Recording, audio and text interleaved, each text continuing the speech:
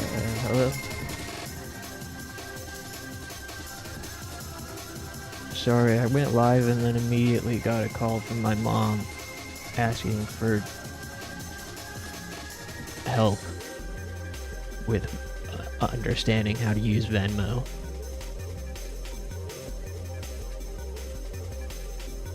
She couldn't figure out how to use Venmo.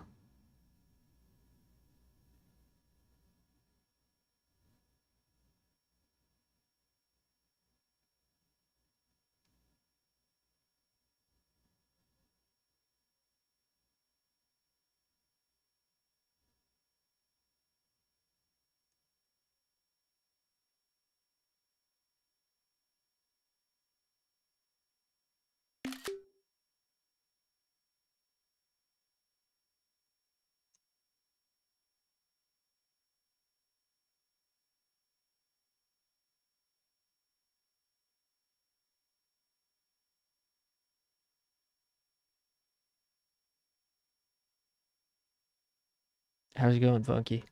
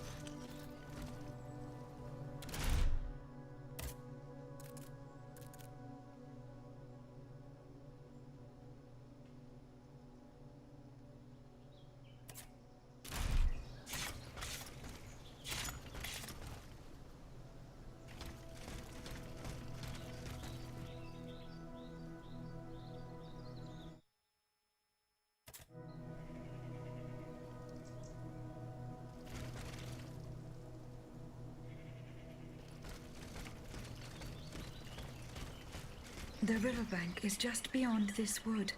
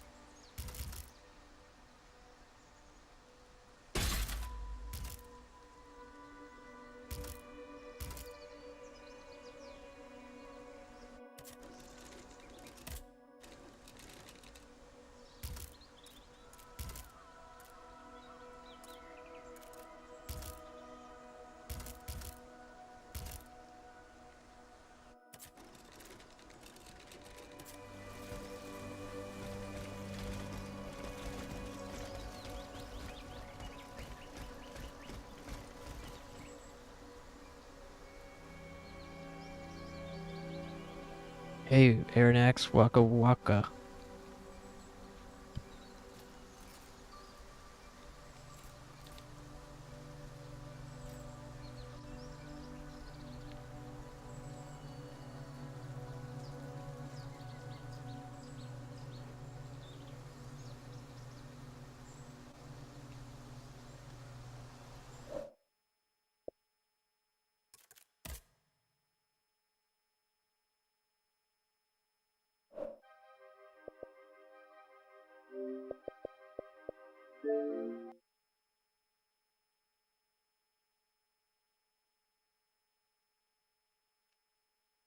Thinking about what I feel like playing.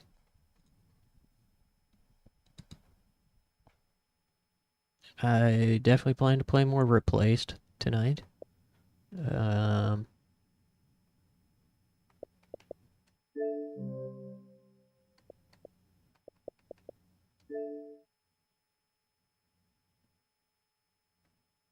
Interesting art direction. Yeah, I just quit out of it, but it's a game called Steel Rising. Um,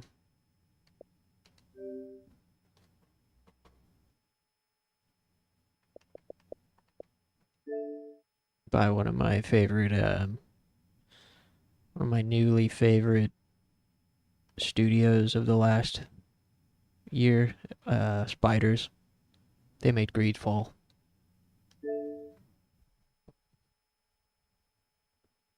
and this is their attempt at doing a Souls-like.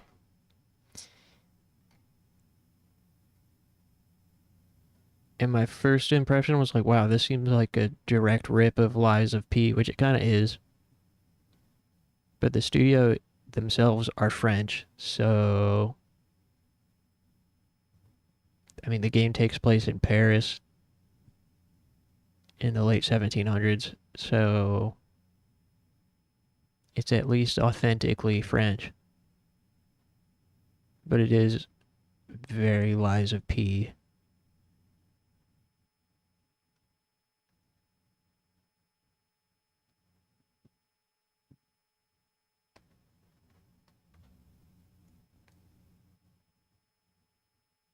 It's the French Revolution, robot style.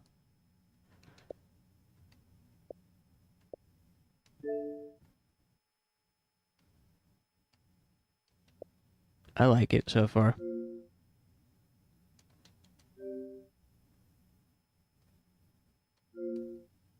But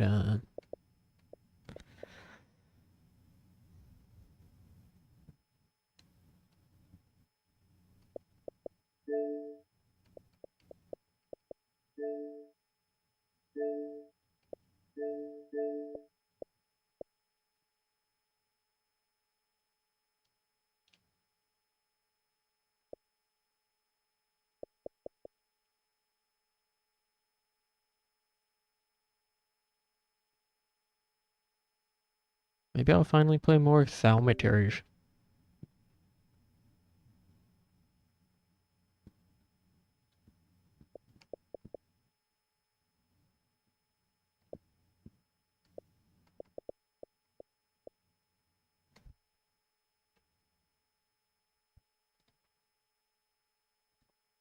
I don't really want to play a game that requires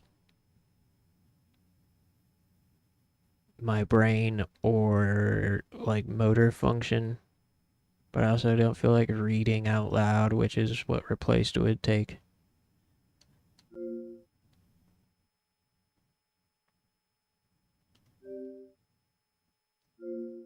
Let's try it.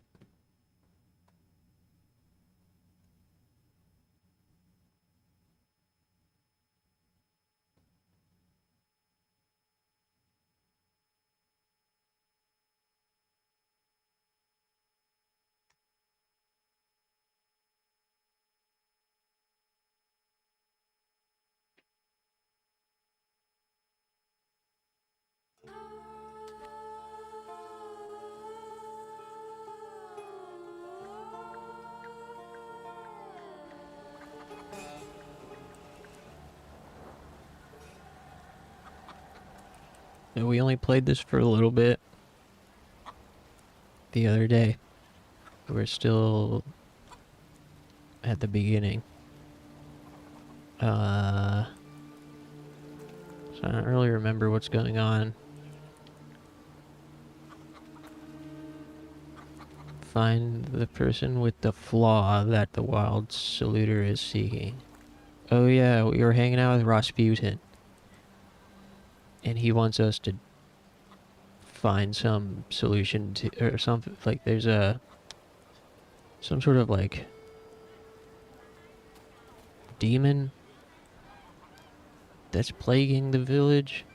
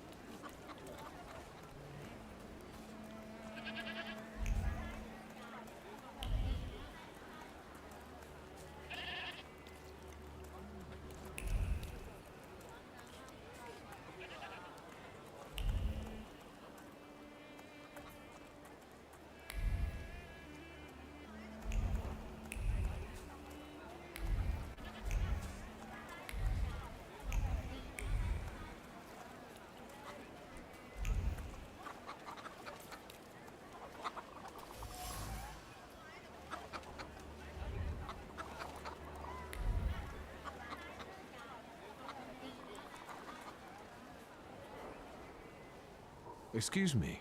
I need to get to the local cemetery. Could you give me a lift? I've only just come back from the post office this morning. I'm not getting the horse going again. Back to the cemetery. It's not like anyone there is going to run away. And look, my horse is more dead than alive.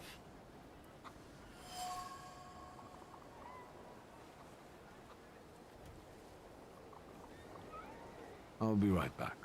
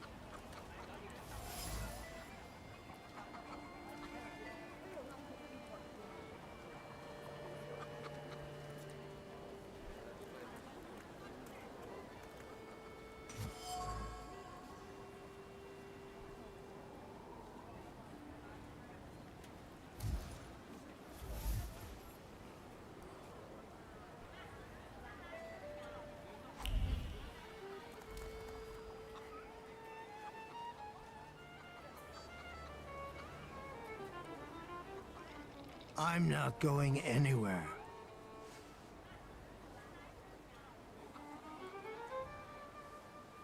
Maybe you'll change your mind and drop me off at the cemetery after all.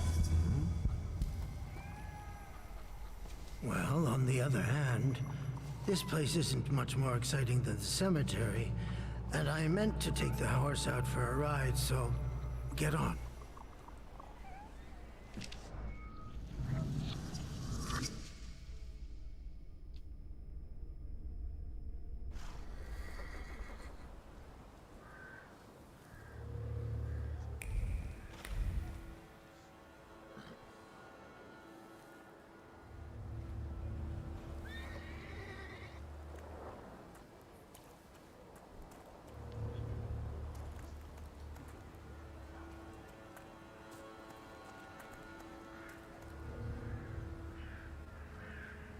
You're alive.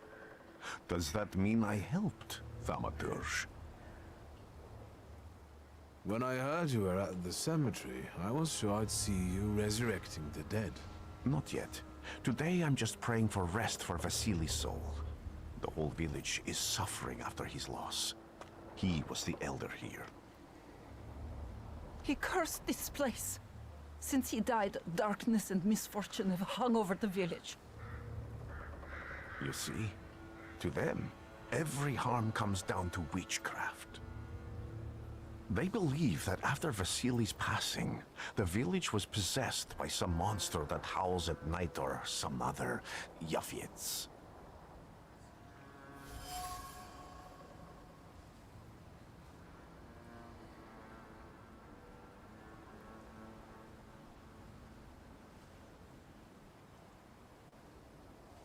As you were healing me, I had a dream, a vision. But on the borderline of sleep and wakefulness, I thought I saw a salutor. That's what might be influencing the villagers in Wailing at night. They're good people, but none too bright, Victor. I'm afraid they might be talking about a train. The wise woman was saying the evil spirit is a book of hatch. Does the creature hunting you rattle chains, slither around, and have a mouth full of giant fangs? A book of hatch. Where did this elder live? I'll show you.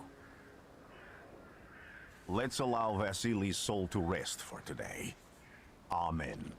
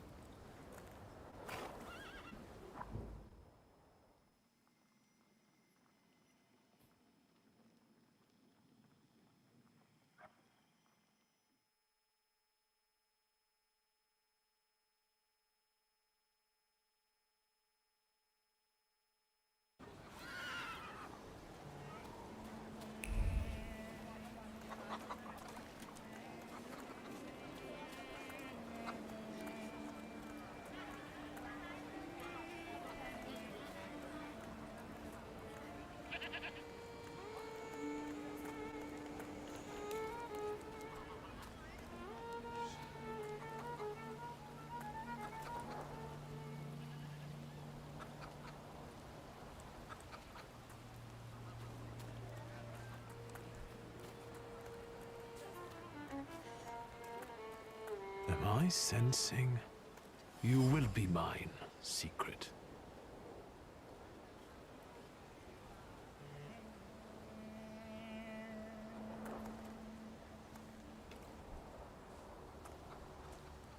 I wanted to talk. Ma'am, please open the door.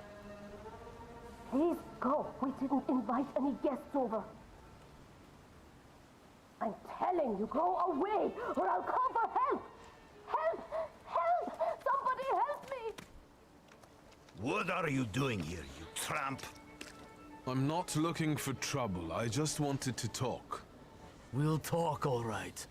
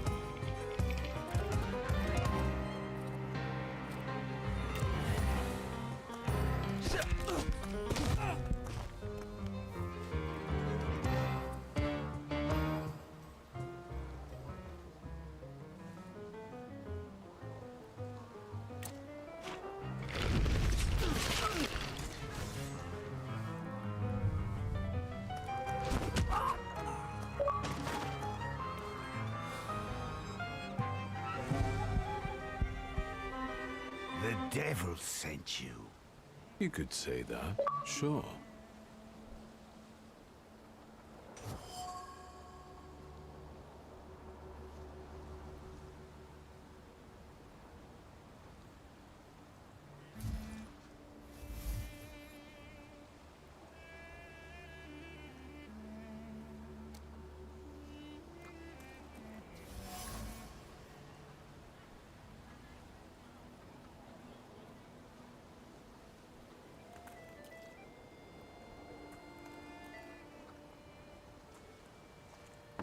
I wanted to talk. Ma'am, please open the door.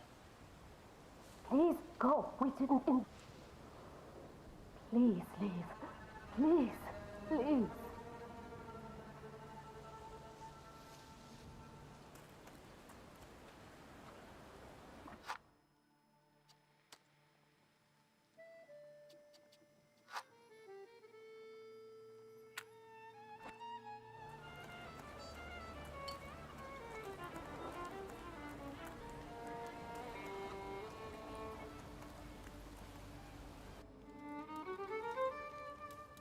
You've been going in so many circles, your head will spin.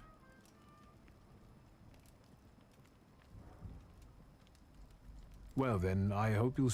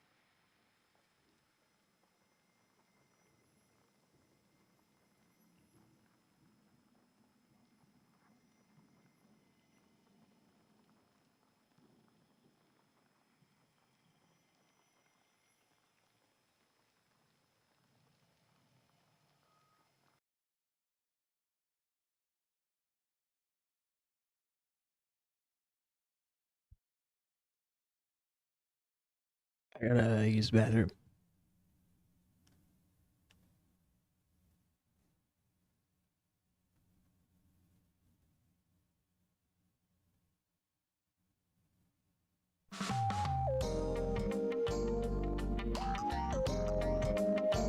I'll be back in a few minutes. Thanks, everybody.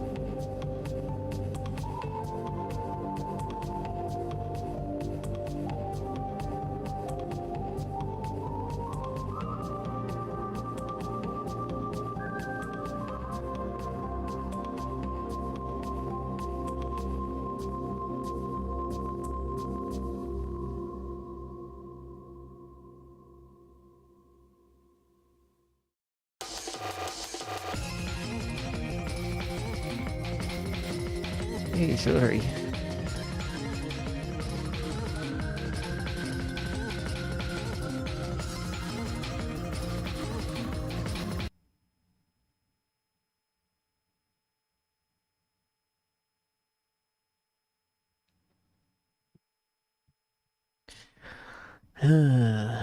um,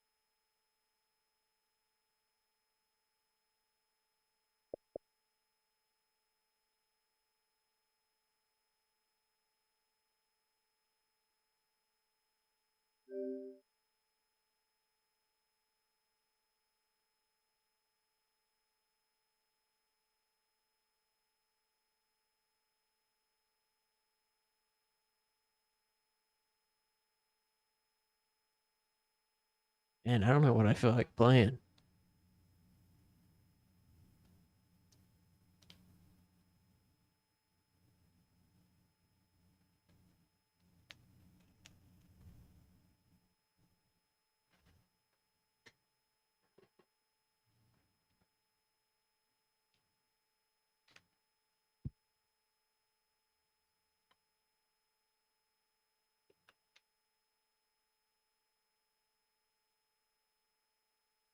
Maybe I should play Minecraft Dungeons.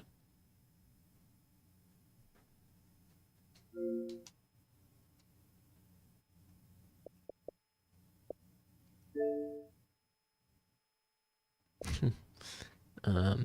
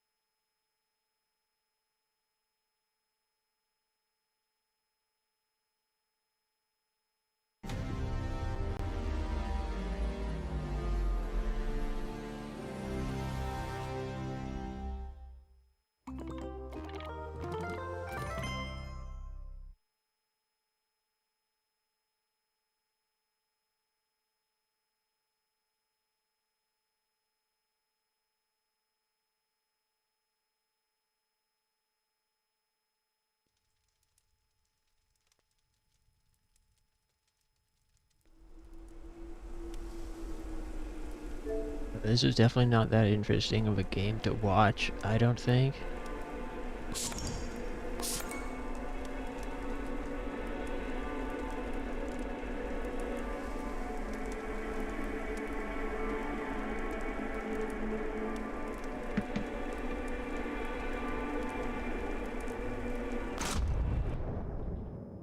But,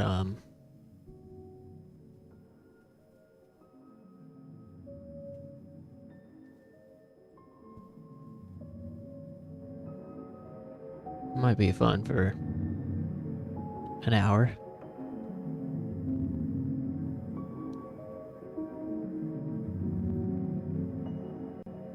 I started it the other day.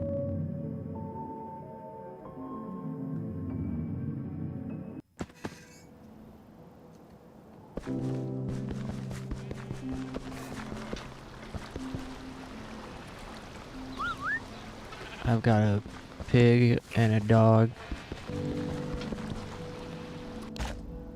And I've got a green hat and a green spear. And a fishing rod. And a crossbow.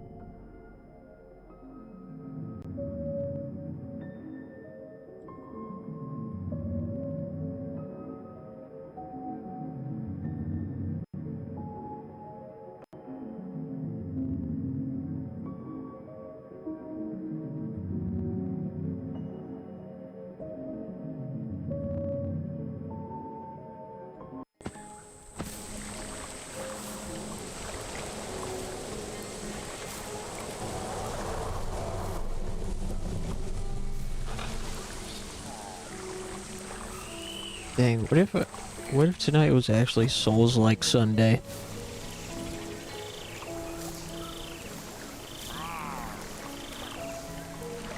I started with Steelrising, right? But then I could also play Hell Is Us and then Wu Chang.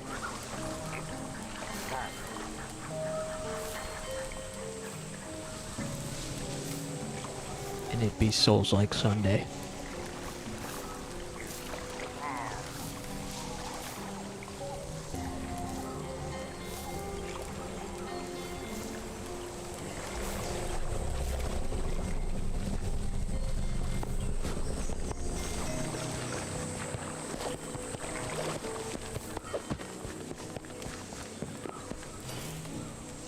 Maybe I'll do that after I clear my mind.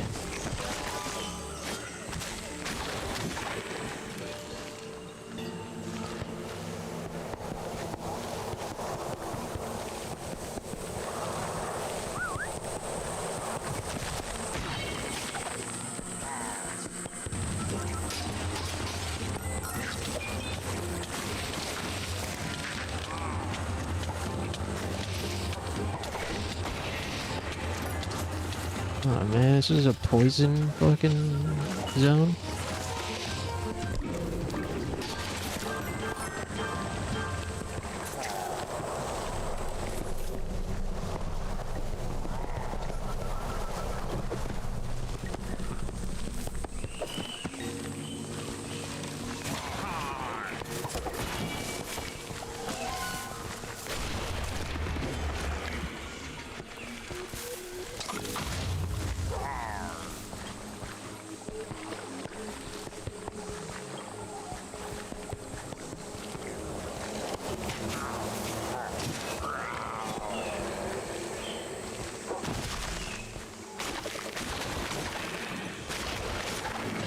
Oh, wait.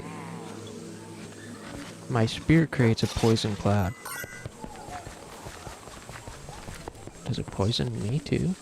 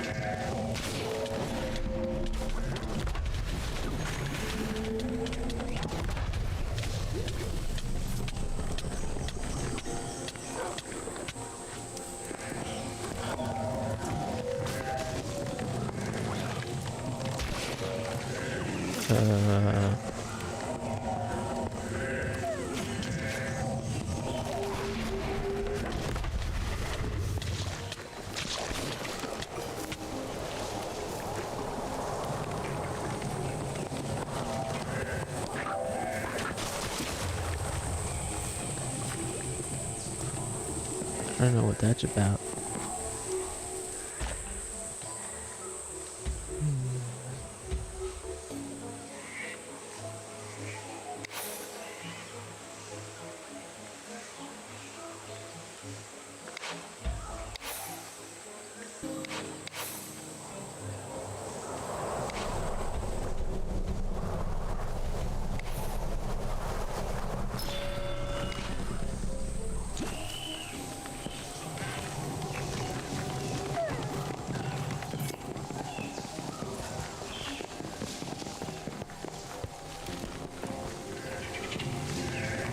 Well, what the fuck?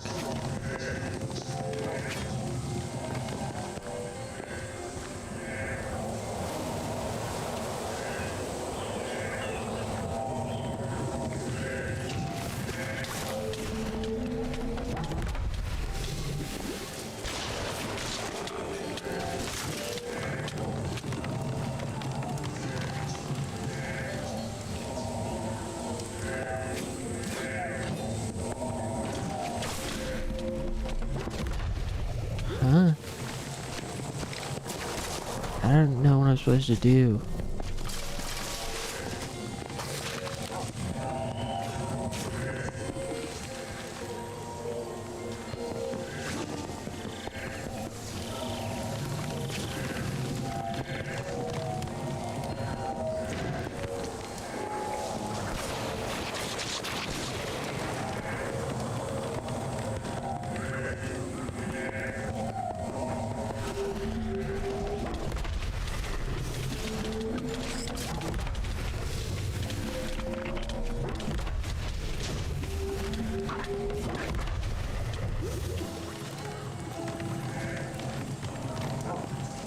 I don't get it.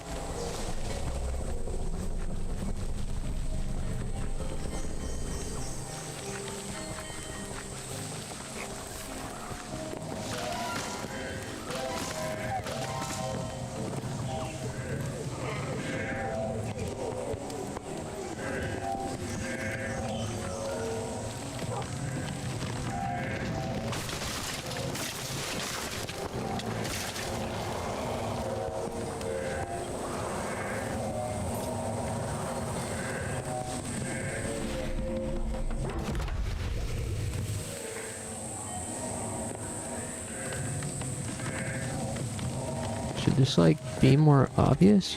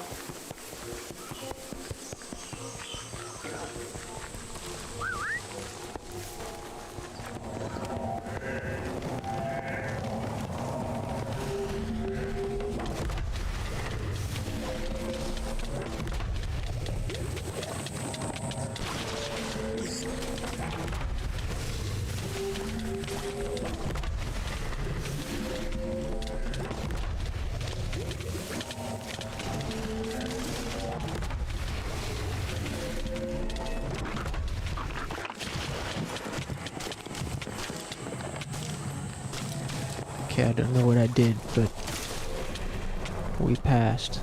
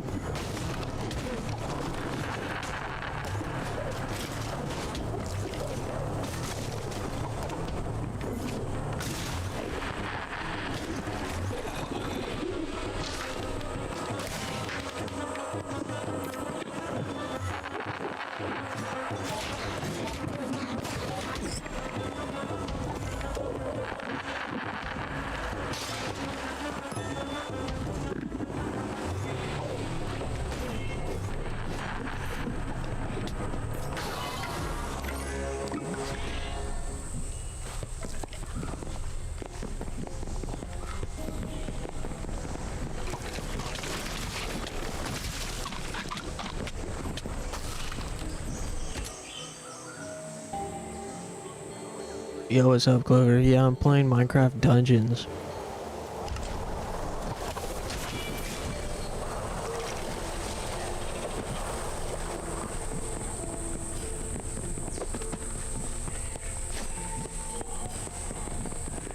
Oh, I forgot to take my dog out.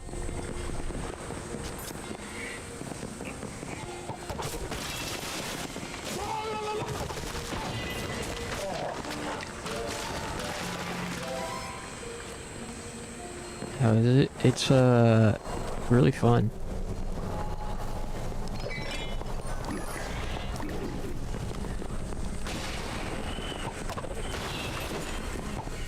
It's simple, but very satisfying.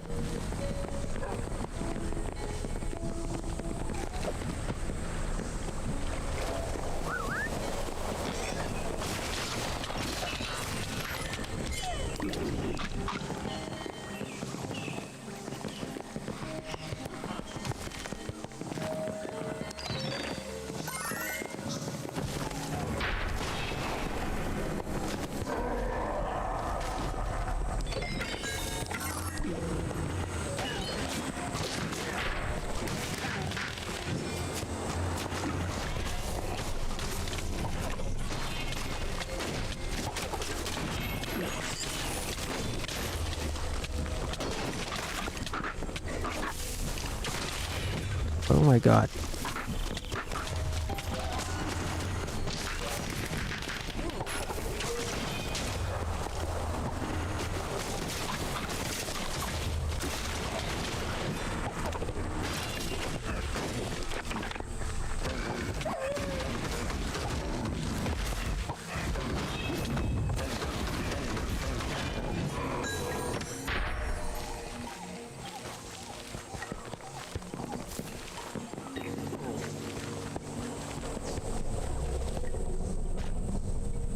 Yeah, you get these different loot droppings.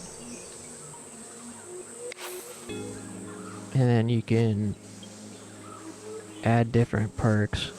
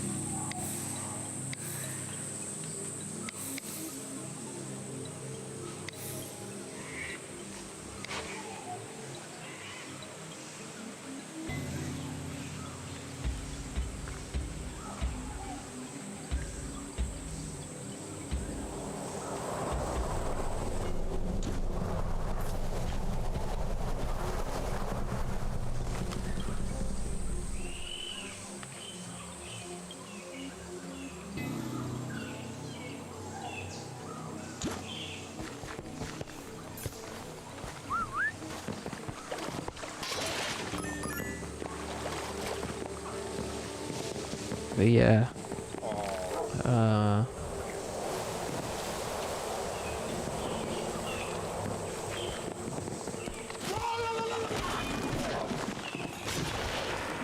don't know what else is gonna happen tonight. I had planned on playing more Replaced.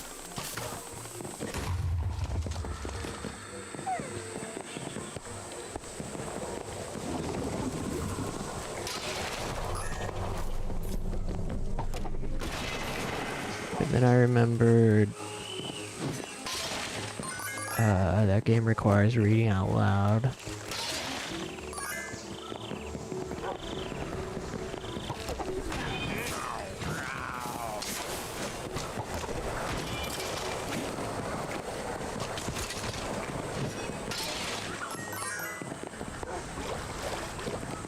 So then I was thinking maybe Souls-like Sunday.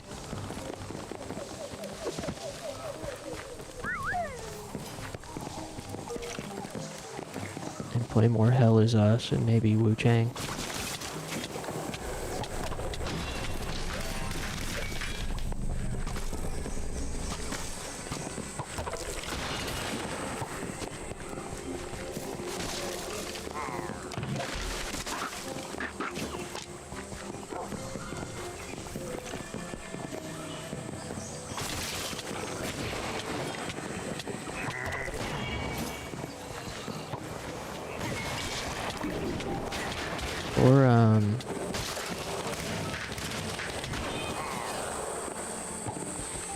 Ghostwire. I don't know.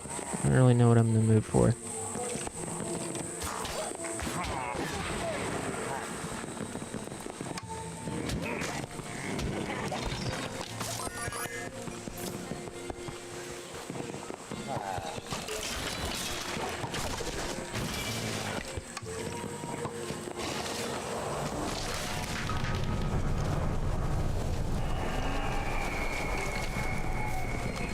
Assassin 13 just redeemed hydrate. Oh shit. Angel Brain Zero in Avengers Doomsday? While Hugin is cooked. Yeah, man.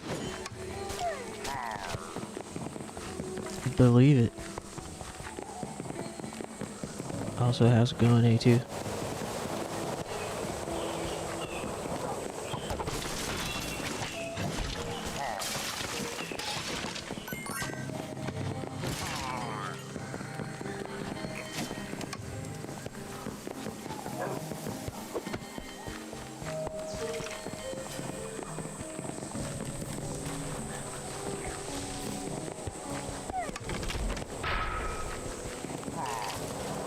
Chilling, been a relaxing day, nice.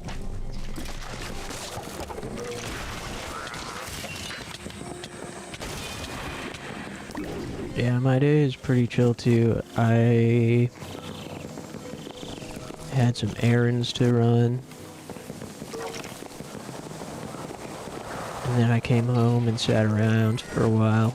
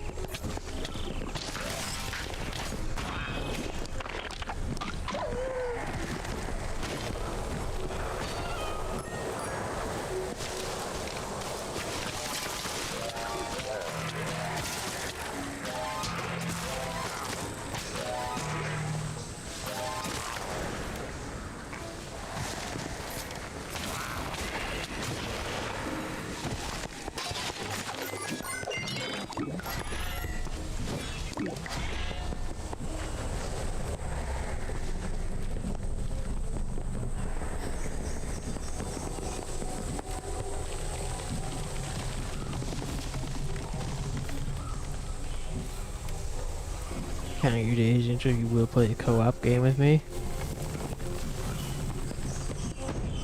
Yeah, which one?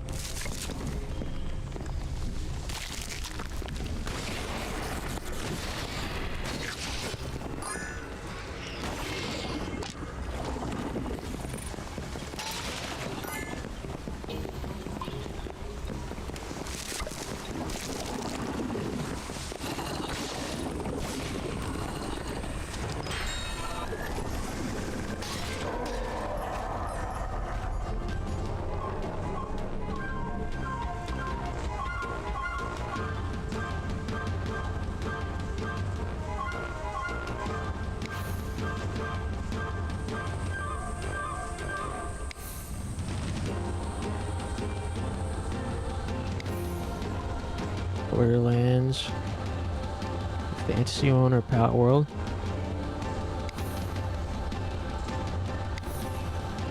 Does sound fun.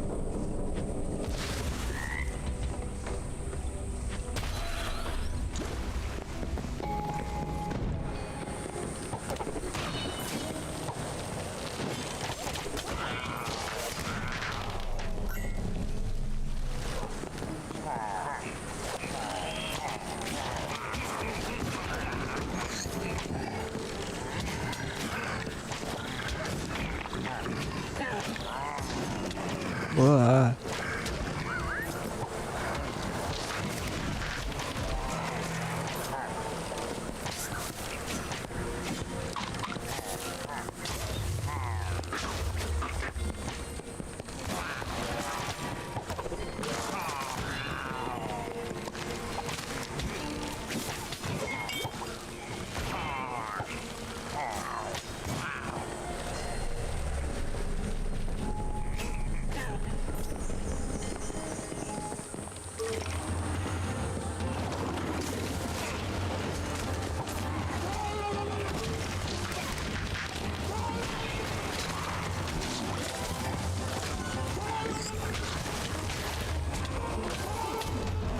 I died.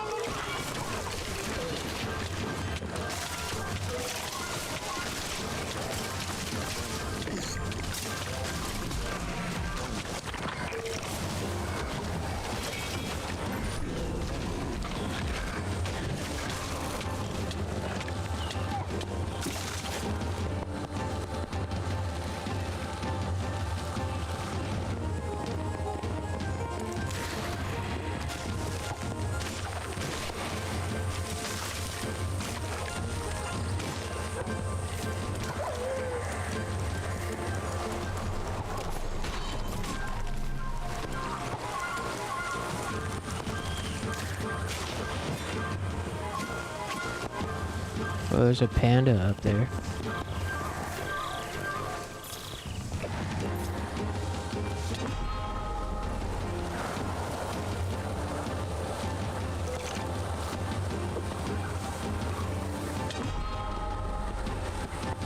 I assume if I quit the game here, I lose my progress in this map.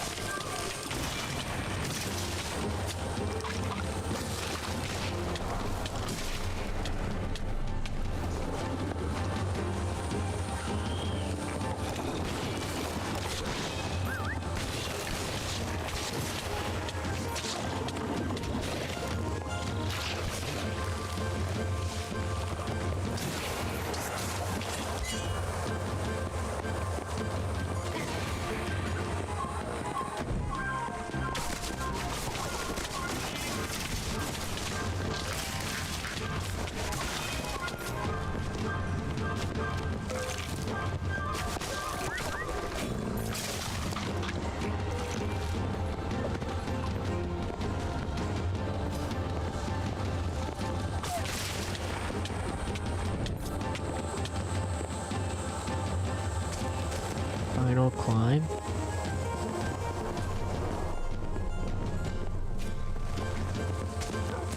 Huh?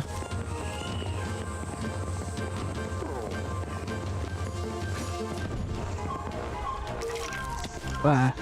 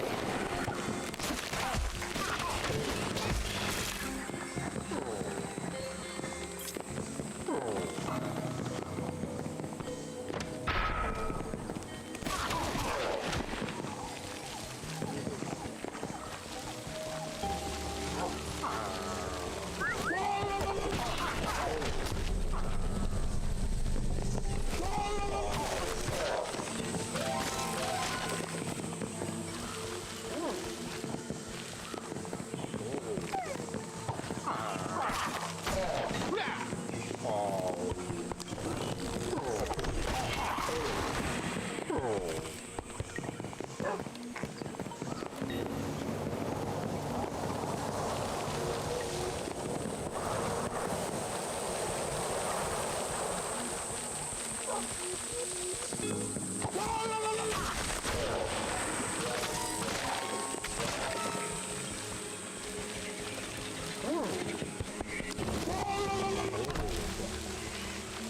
boss battle incoming.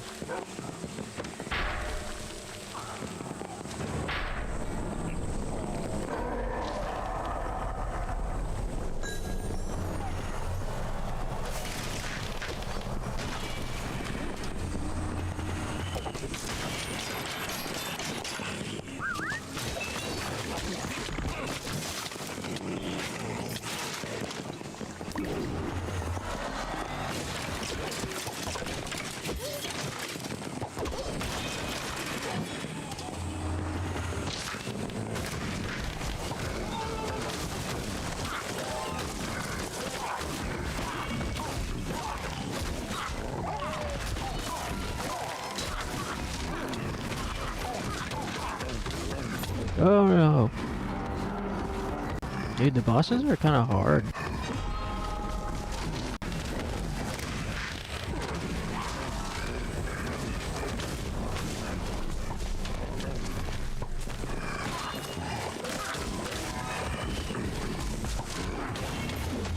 What? I died immediately again? Jeez.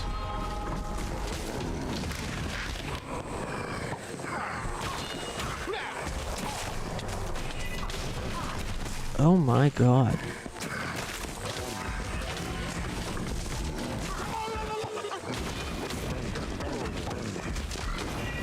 Jeez.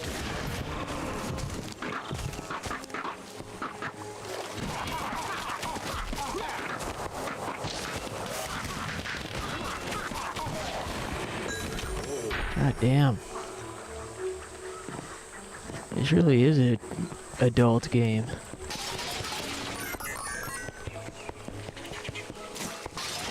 This is not your grandkids' Minecraft.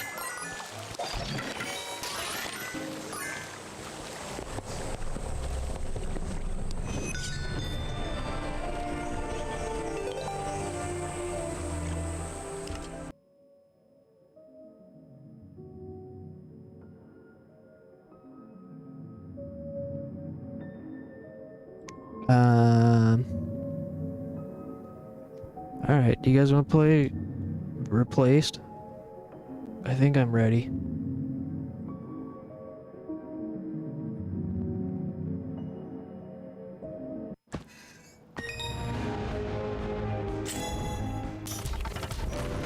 First we gotta open our loot box. Yeah, let's play, either Replaced or Hell Is Us, I don't know.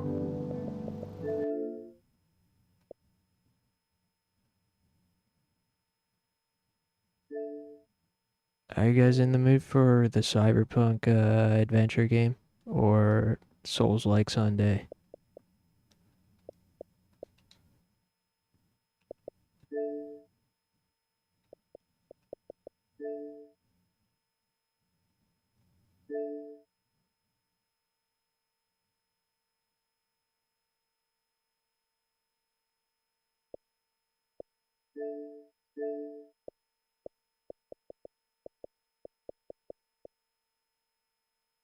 I guess I played enough pressing buttons type of game, so let's do, just trust the plan.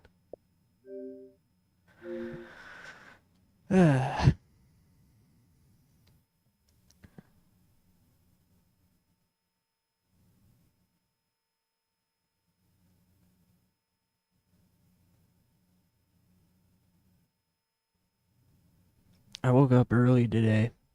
I've been waking up early. Um, I've been back on like a normal, no naps even.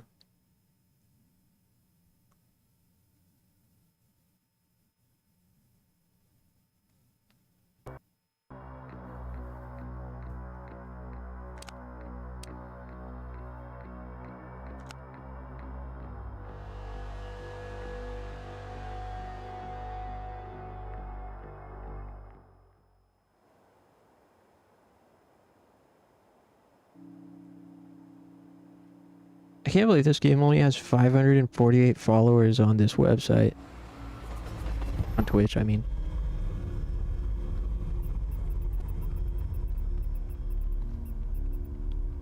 So, to recap,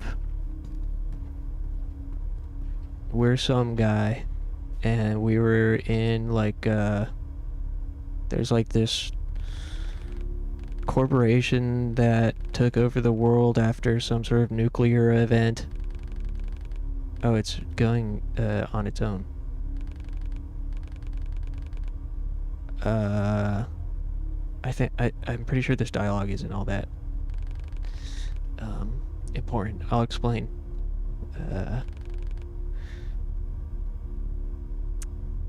Yeah, so there was a nuclear event and this corporation took over the world, and we were at that corporation's laboratory or something, and the place like blew up.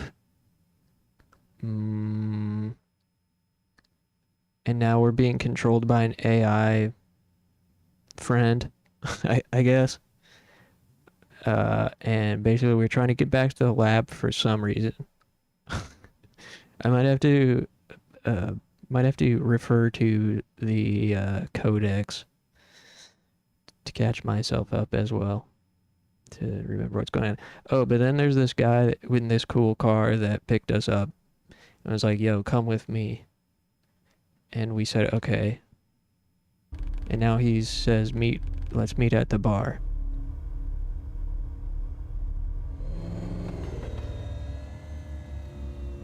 Yeah, let me look at our iPod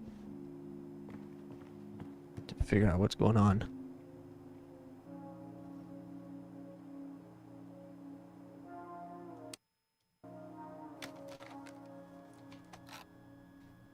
This game has a really nice thumb animation.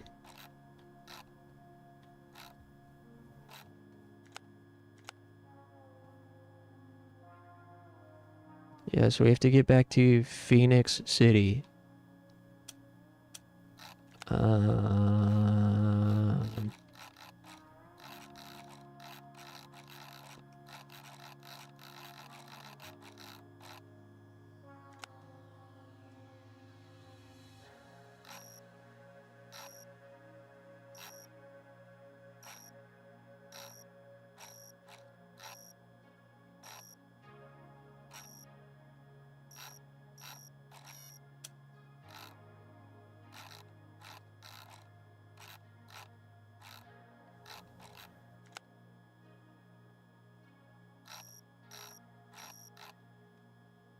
Yeah, so I think all you need to know is we were in a laboratory hanging out with our AI friend, and then the laboratory blew up, and now we're trying to get back to the lab, and I'm pretty sure that's basically all we know.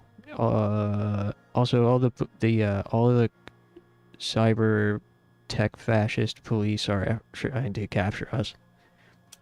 But I think, like, we don't really have much more lore than that at this point. I think we're only like an hour in. So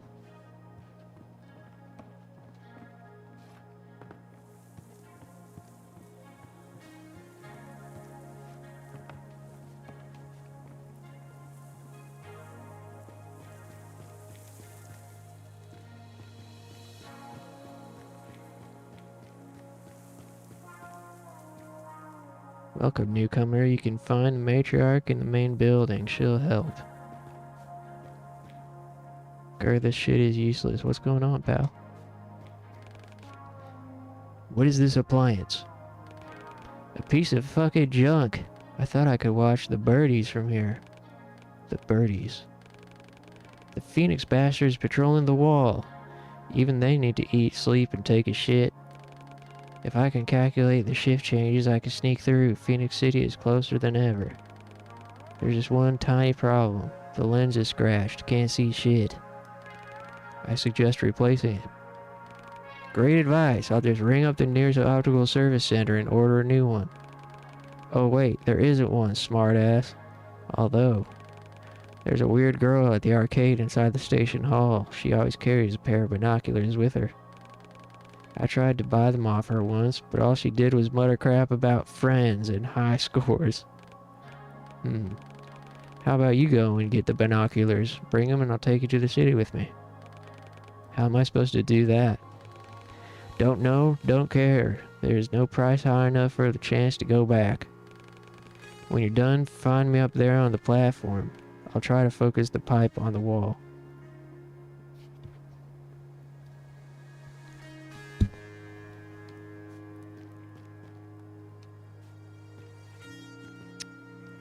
Okay.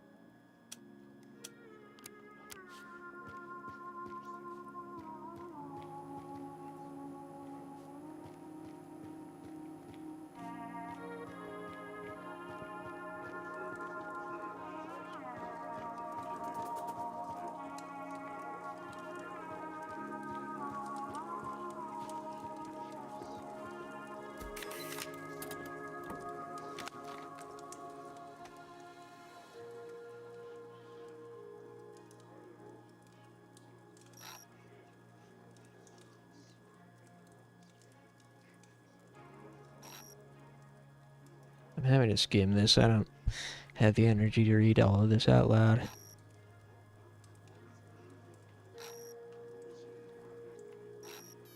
I was gonna say I don't know why I'm so tired, but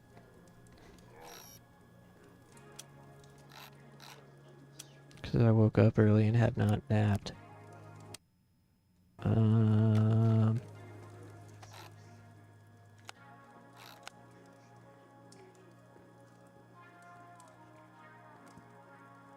Arcade room inside the station.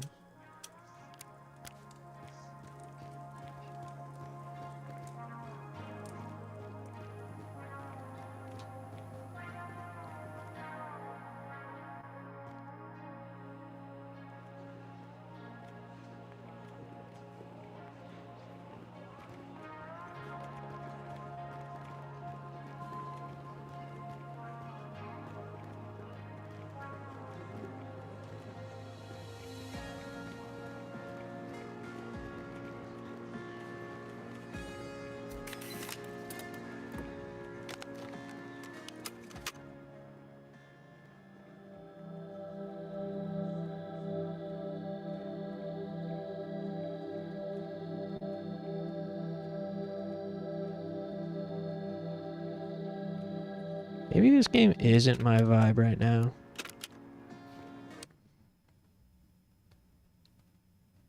Sorry guys, I'm having issues.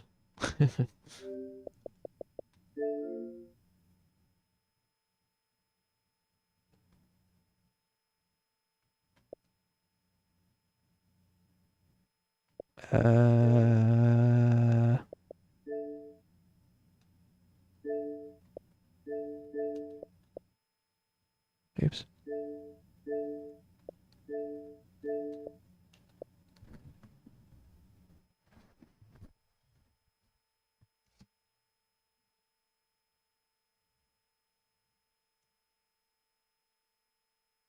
I must spin the random picker wheel between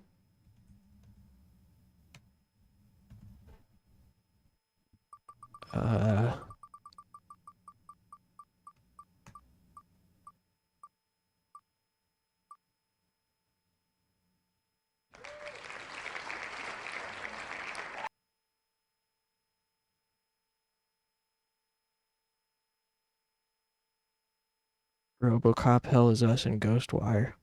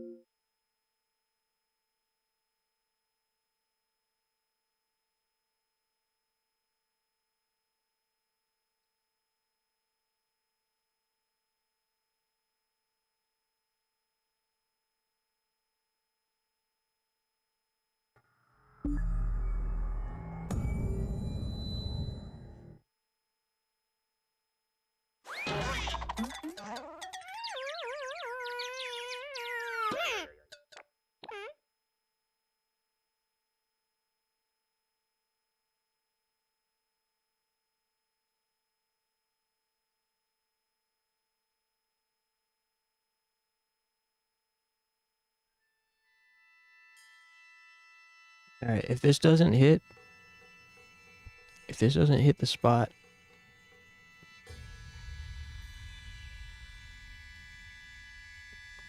then we'll just play Robocop, because I feel like Robocop is pretty much guaranteed to be fun and entertaining.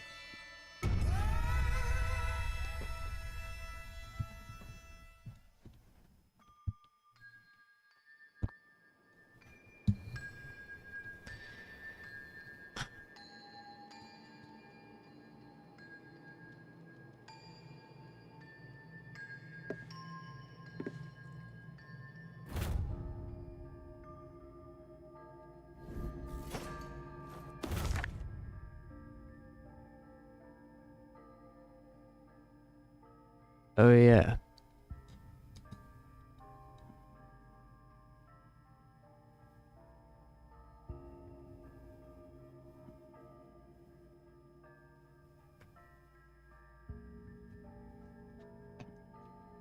So to recap what's going on in this game,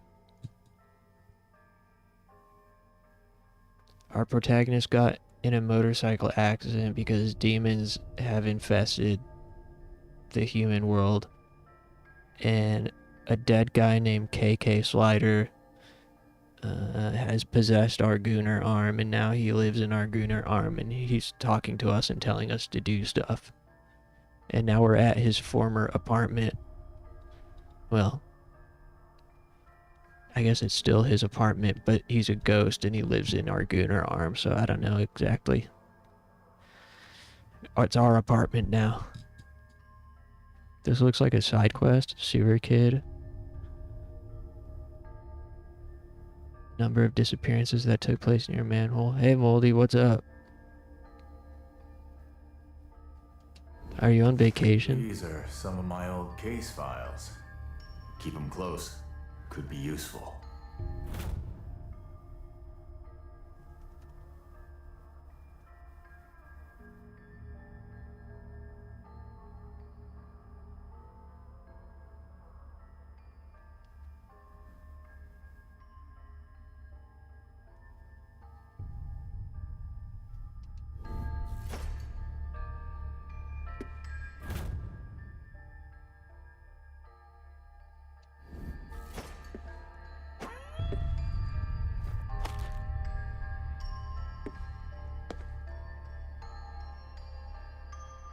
Look at all this environmental detail.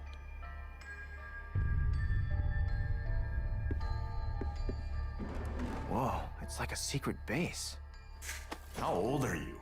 It's a safe house. Hey, is this your book? Yeah, saw Kappa as a kid. Been hooked ever since. For real? So you've always been weird, huh?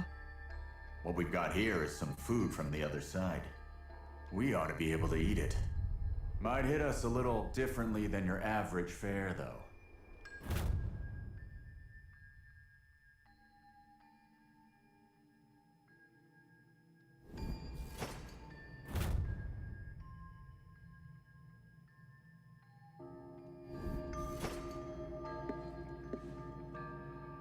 We'll post a rare tuna ahi taco I just ate. Hell yeah. Speaking of eat, I was gonna finally make my spicy noodles tonight. Pink Buldak.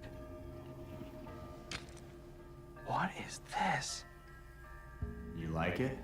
Help yourself. Where'd you even get this? My old job afforded me certain special channels. Who are you? Let's just say I was one of this country's guard dogs, but I ran with a pack of strays. Well, whatever you are, you're no model citizen, that's for sure.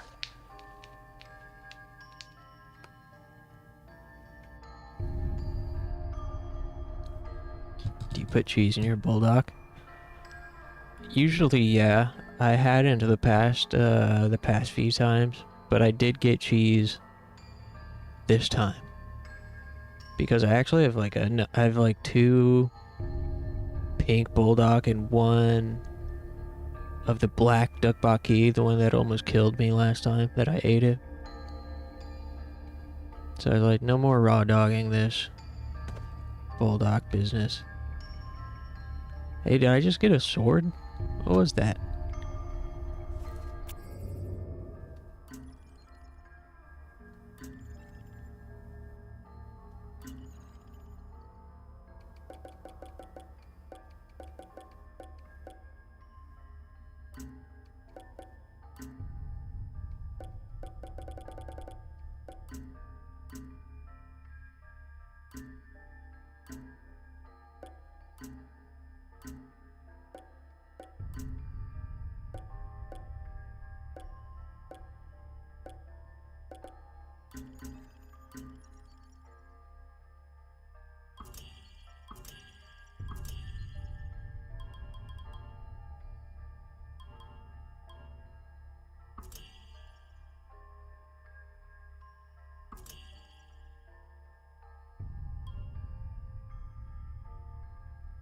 Wait a minute.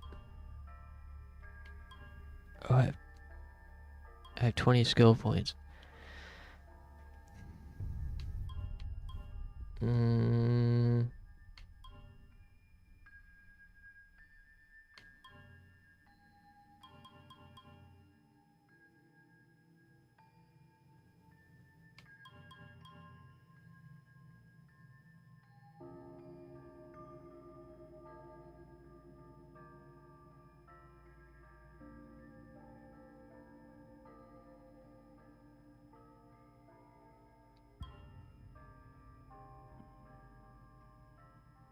Do you like this game? I do. I like it a lot, actually.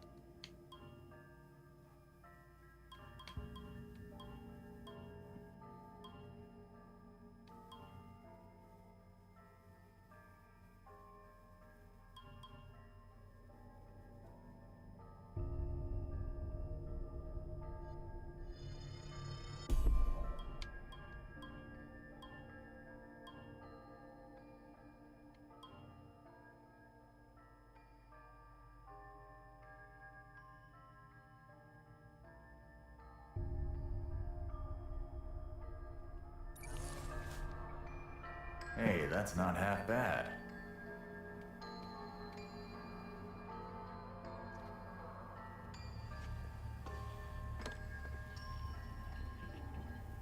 Who are they? They were friends. Huh? Emphasis on the were. Our friend in the mask isn't shy about killing. We shouldn't have been either. So, you all fought against that guy together then? Who are the devs? Tango Game Studios. They're like, Alright, we've got a weapon now. Time to move. it's all like former Capcom people. This game is produced by Shinji Mikami, the Resident Evil guy.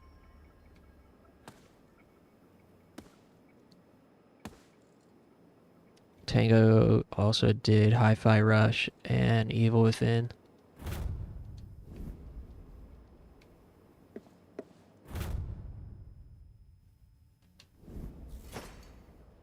Seriously? Oh yeah? You want to do it? No way.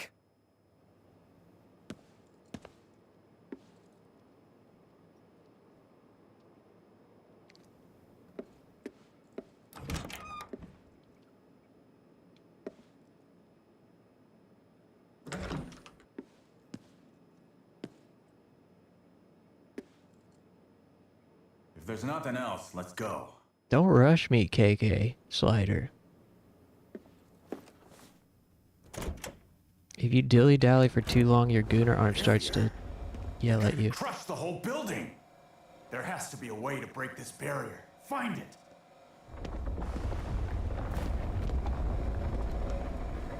It's a barrier stone. Smash it! Should be more of them. Keep searching.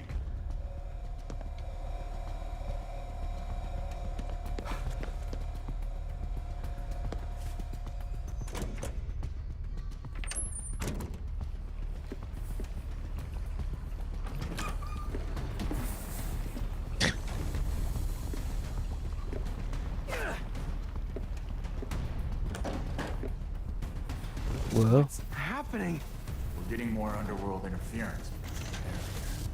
It's gonna crush us if we don't do something about it. Am I tripping? Whoa.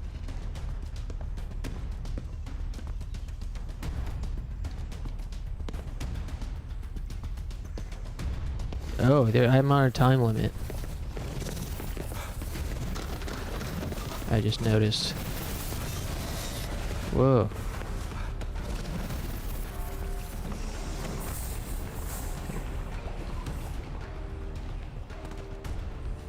What? It's too far away. Put an arrow through it. Take aim, and then let it rip.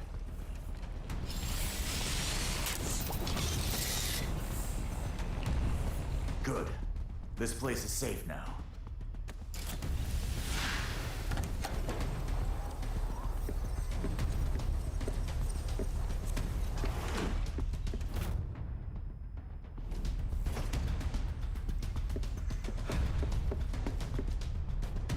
We're not gonna last long. Get moving! I'm moving.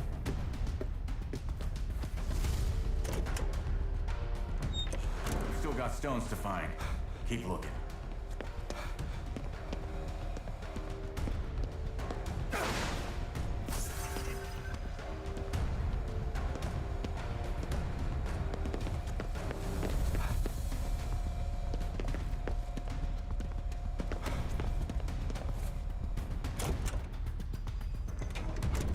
Whoa.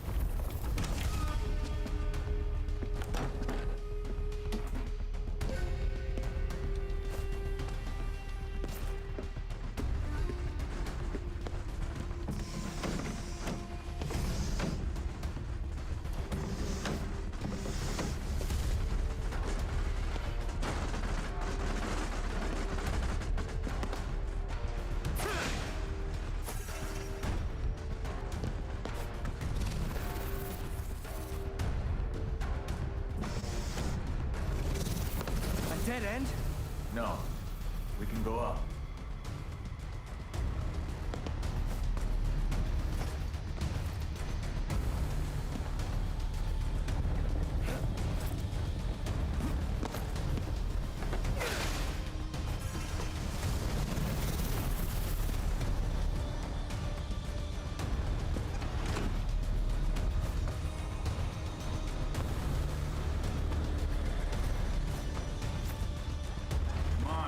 Time to waste.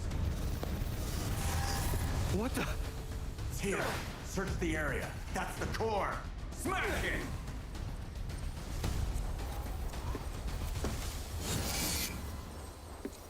We made it. Could have done without that. Look outside. The guy who set us up must be around.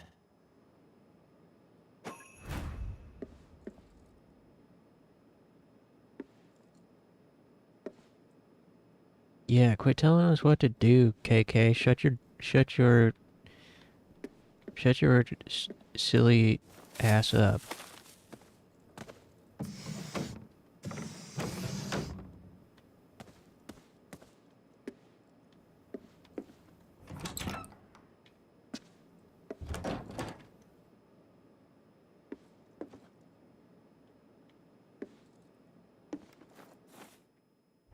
It'd be cool to live in a tiny Japanese apartment. The barrier's disappeared. Our troublemaker might still be around. Head downstairs. Wow. This game looks so cool. No way bro just said the S word. Yeah, sorry if I offended anybody.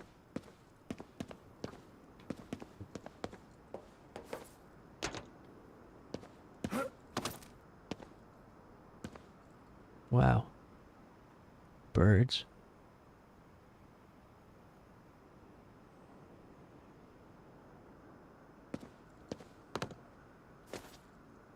How do I get up there? I see treasure cubes.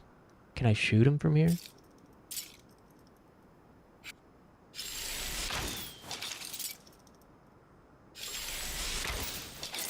Cool.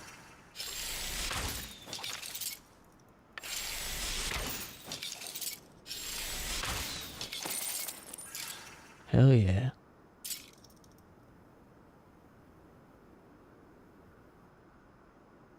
What's that thing?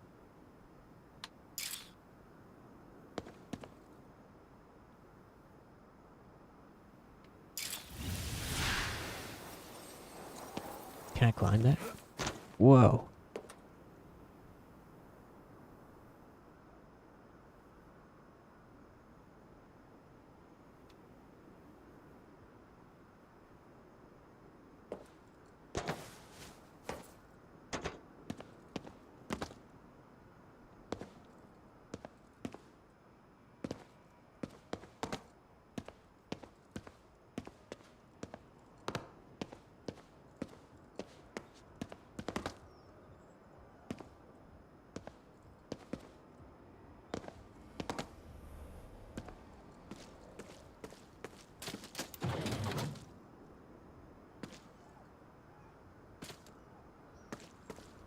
Used to love these.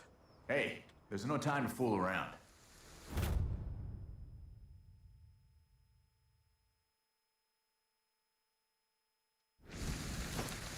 Buy a capsule toy?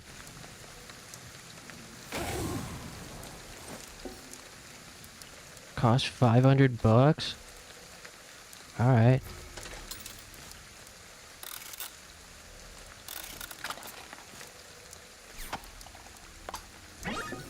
Ooh, Tanuki 4. Okay, one more spin. We get Slender Man. Let's see. Yes, we got a Slender Man. Alright, good enough. Is someone there? No, but... So you can see him too, huh? Okay, listen carefully and do what I say.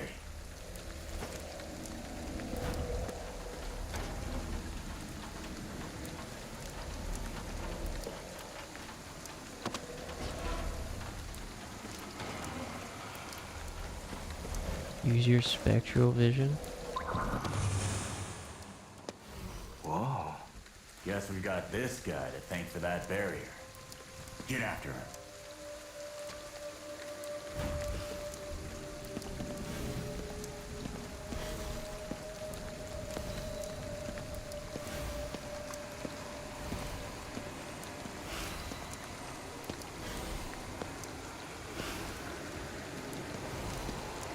What is that? Corruption. Try reaching out with my power, just like before.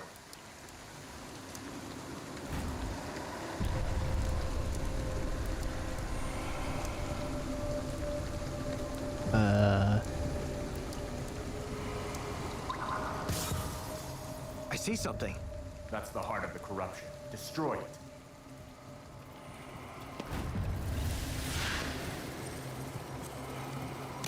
Oops.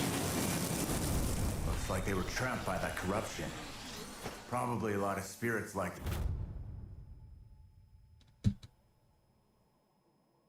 out around the city. Let's move on.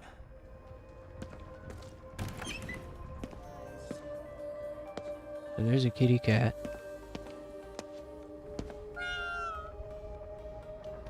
This place even has arrows?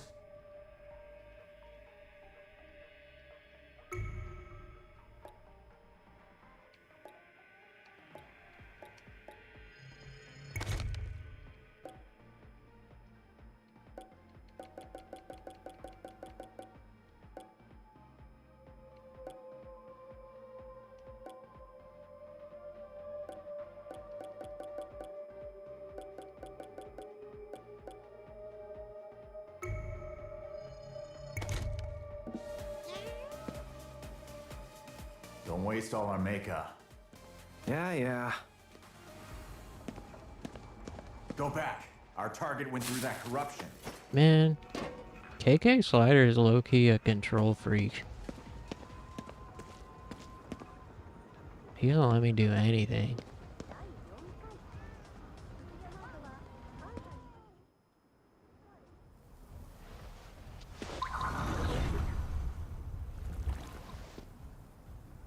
The trail's gone cold.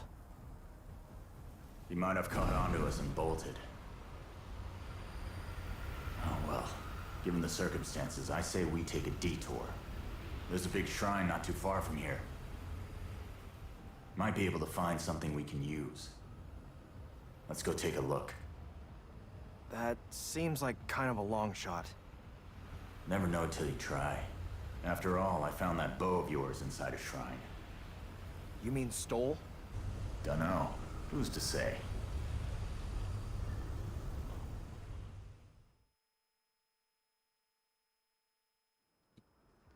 This game's awesome. I need it. I'm overdue for a stretch break. But I don't feel like getting up.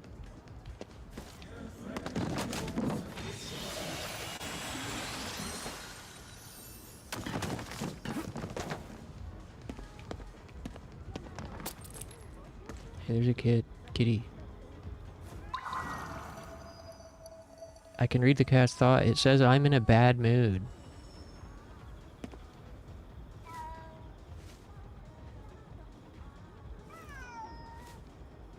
How do I give it pet food?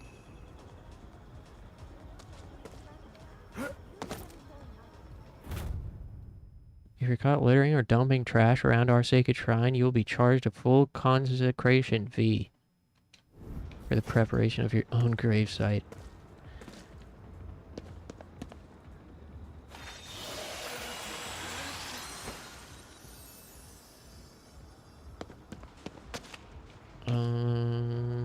I wonder what point I get to like go off and explore and do side quests without KK Slider yelling at me.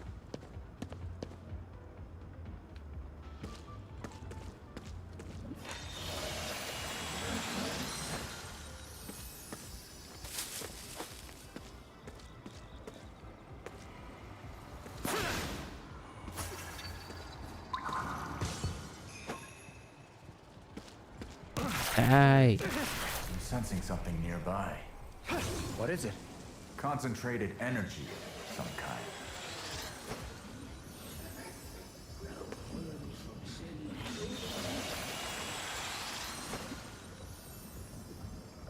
This game looks so cool. I don't think I'm allowed to go over there. Fucking... At some point... This game lets you go off and just wander around.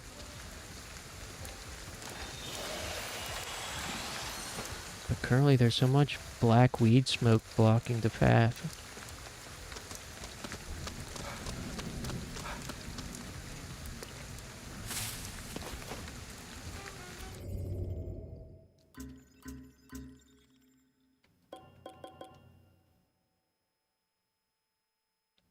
Candy.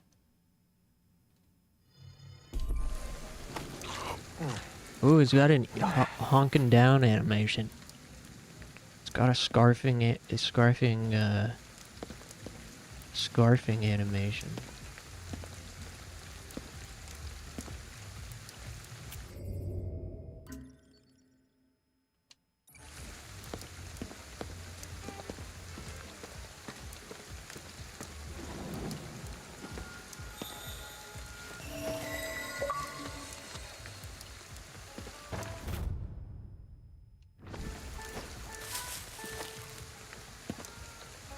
I need to find a payphone.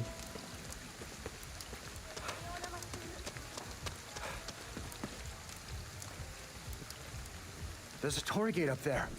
We'll need to cleanse it.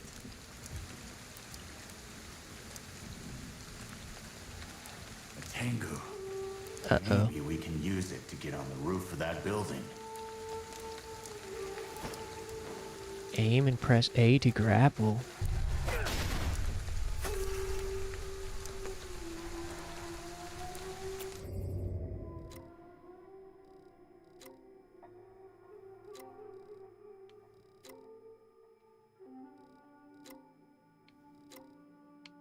Hold on. Let me go hit the payphone first.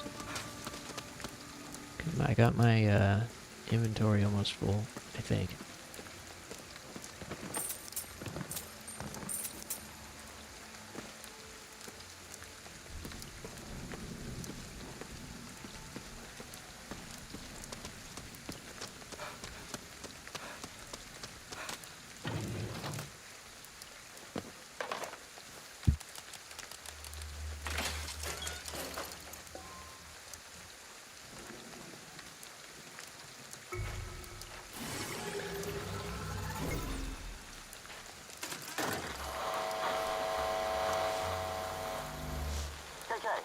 successfully received the spirit transmission. It'll take some time, but we should be able to return them to their bodies. Keep up the good work. Was that a recording? Yeah, Ed's not great at talking to people.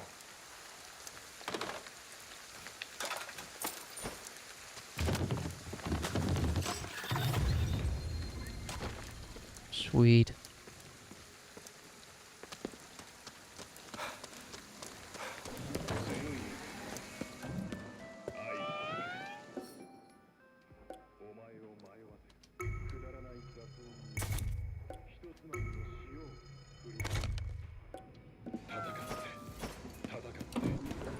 I hate waiting for Wait a minute. people to shop. Oh, boo-hoo. Yeah, boo-hoo, motherfucking KK. I hate waiting for people to shop. What are you, 12? Yeah, when I was a little-ass kid, I hated waiting for my parents to do shopping, too. But we all gotta grow up someday.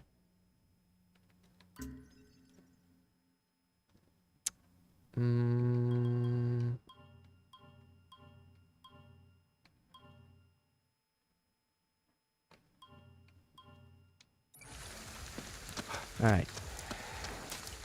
Tengu. Aim at the Tengu and press A. Whoa. Oh, that was crazy. That went better than I thought. Yokai can be pretty handy. Move through the air.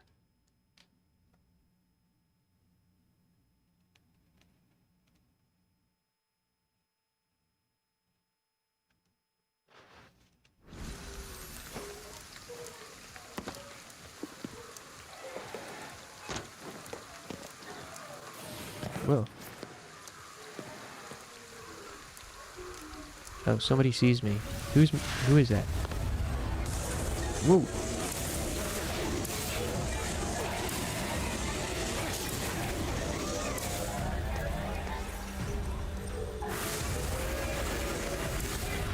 Let him have it!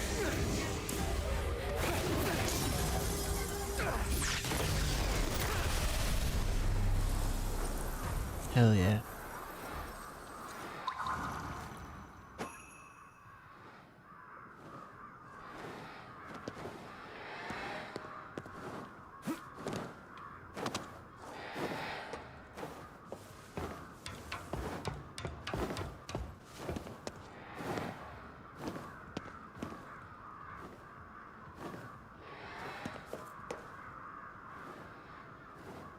Oh no!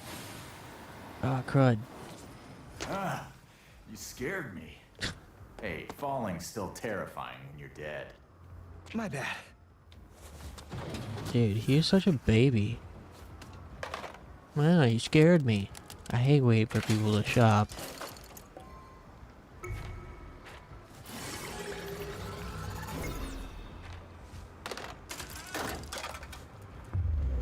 Hmm? Help me! What? I hear Mari. She needs my help.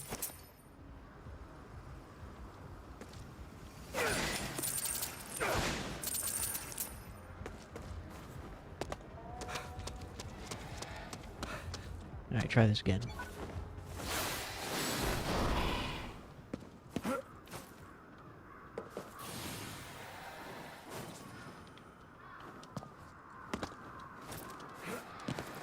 God damn it. Ugh.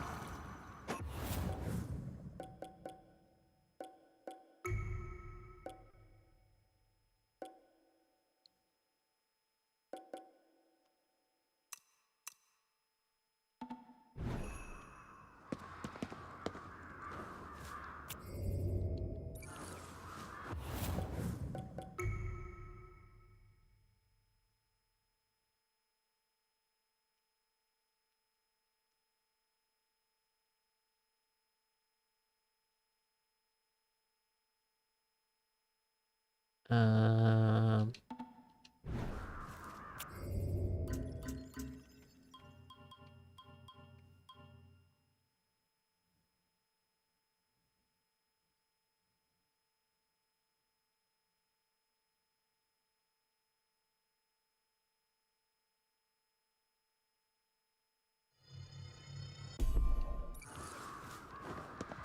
Seems handy.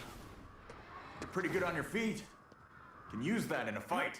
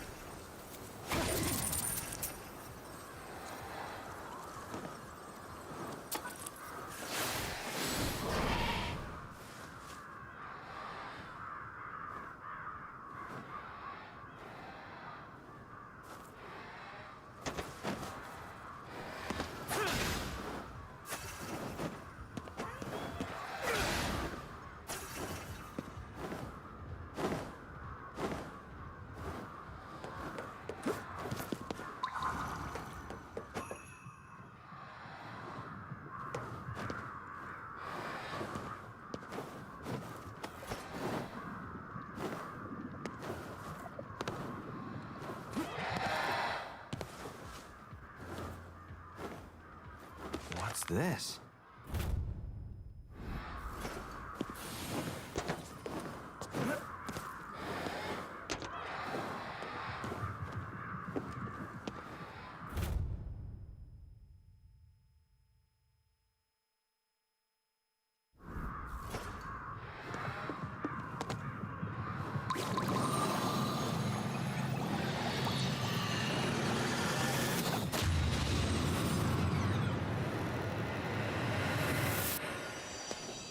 Looks like that cleared more of the fog.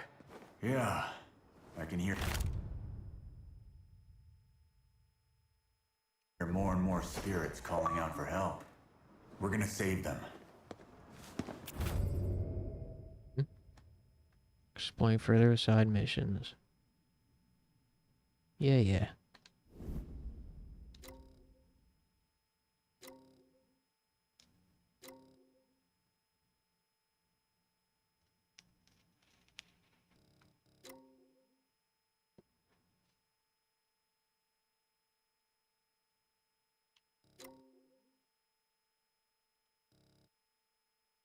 What were those other side things that we found?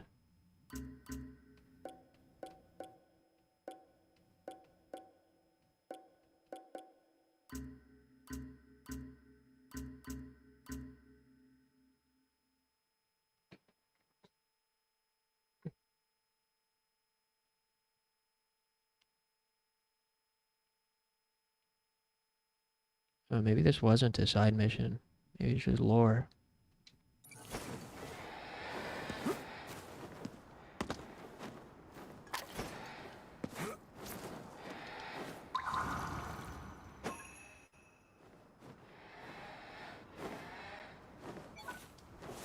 The more gates you cleanse, the more we can explore. It'll also let us save more spirits.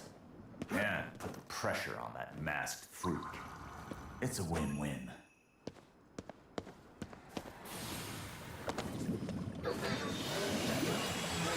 You're okay now.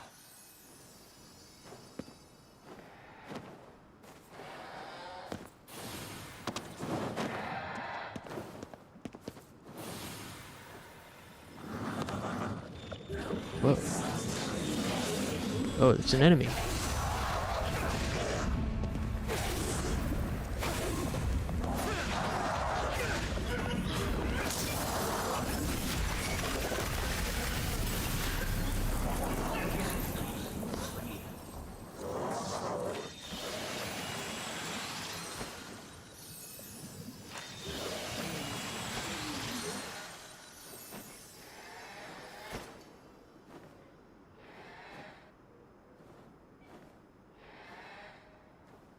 This game is sweet.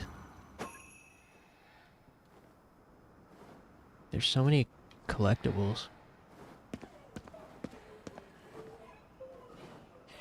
There's like so much verticality too, it's almost overwhelming.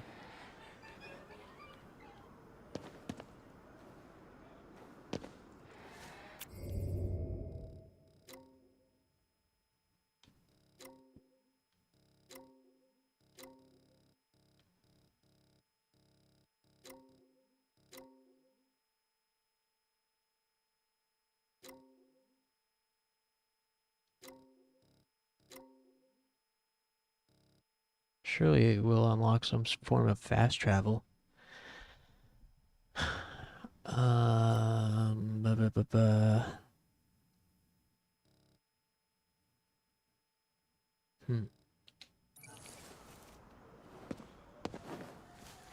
Is there a way to, like...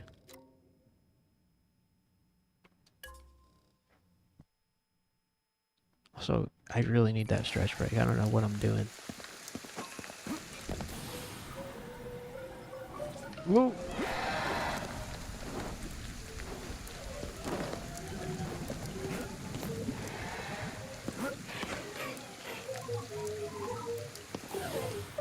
Ay.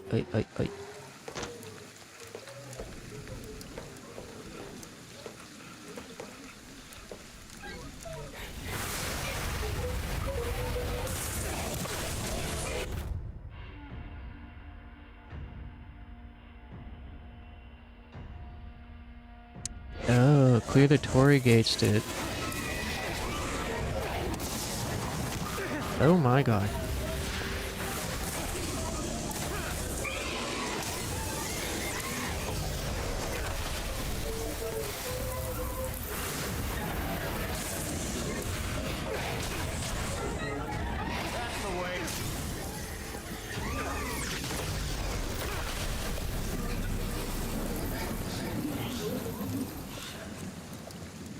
I think I should get the skill that increases health points from core grabbing.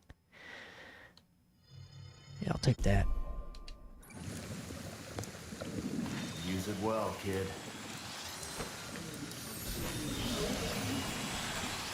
Now's a good time to try learning some new moves. You've gotten a lot stronger.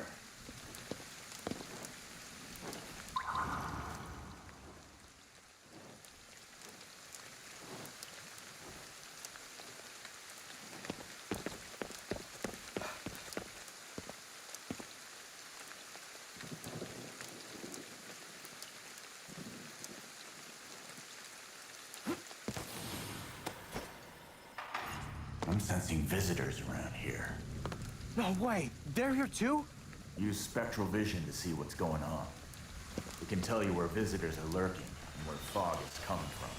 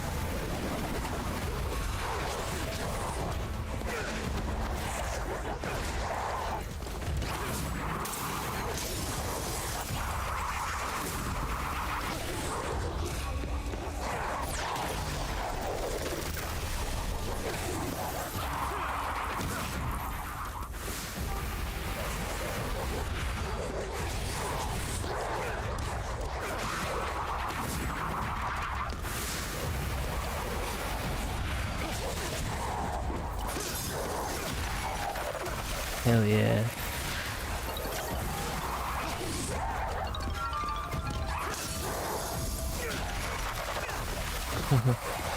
This game rules. That combat is so satisfying. And we're only gonna unlock more moves.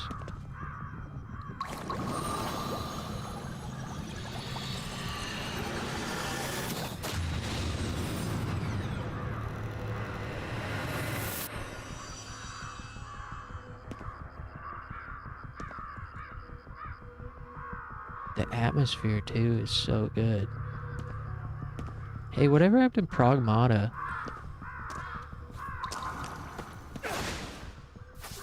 I think that game really came and went. After all the build up and buzz. What's that?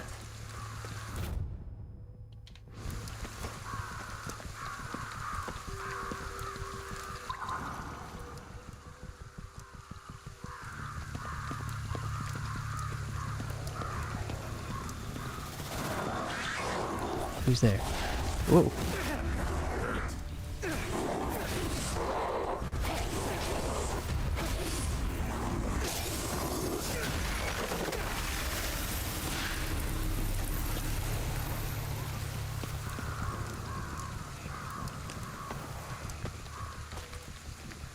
On to the next thing.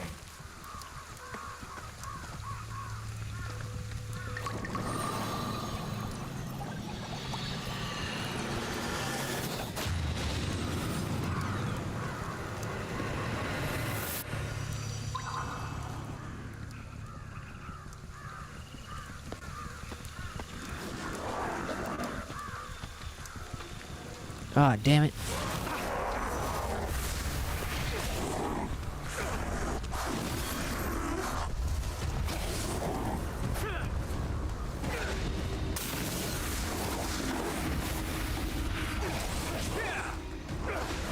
Oh my god.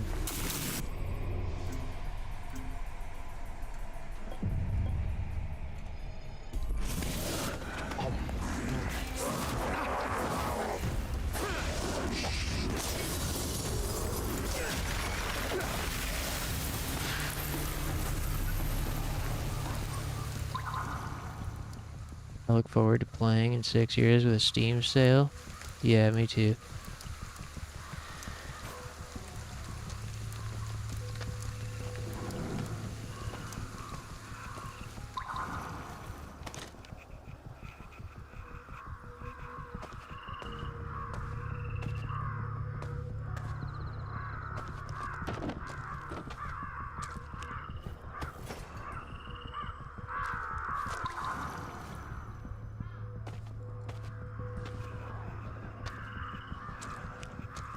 Bro, why are there so many dudes around here?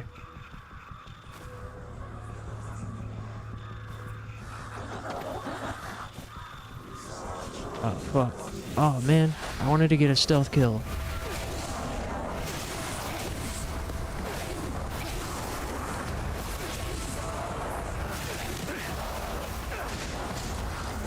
Oh my god, they're everywhere. Oh shit.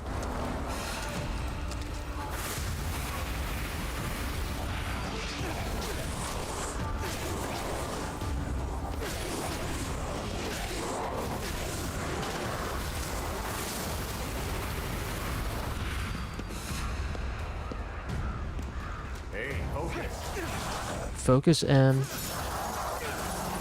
Oh fuck. Oh no.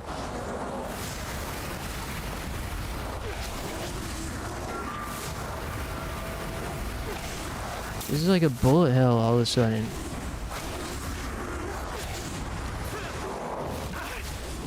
Oh yeah.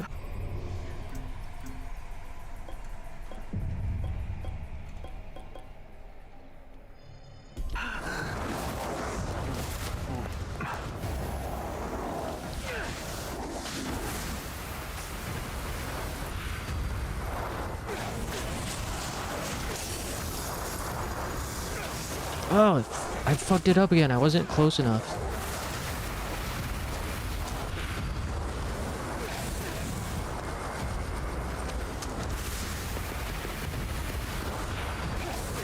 Yeah.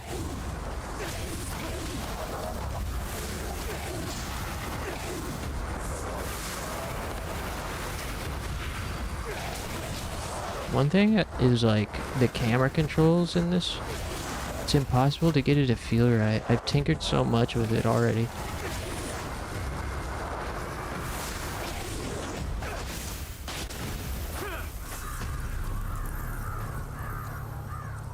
Bullet hell implies the existence of bullet heaven.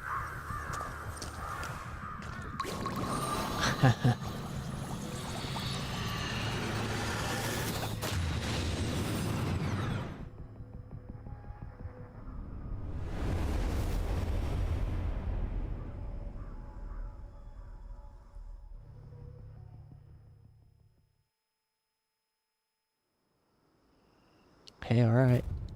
Fast travel unlocked. I'm sensing a strong power. There's something here. Use spectral vision to search the entire shrine. It'll also find any spirits left behind. Oh, what's this? Paper fortunes?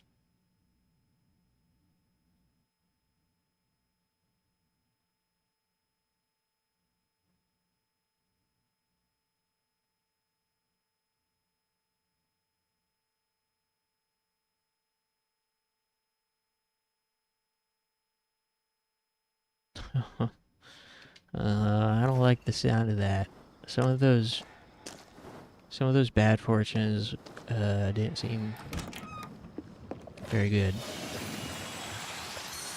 Not worth the risk. Unless I can save scum.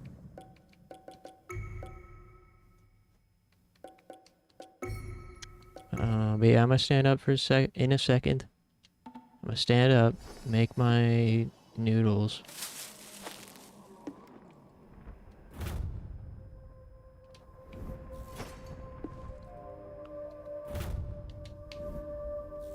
And then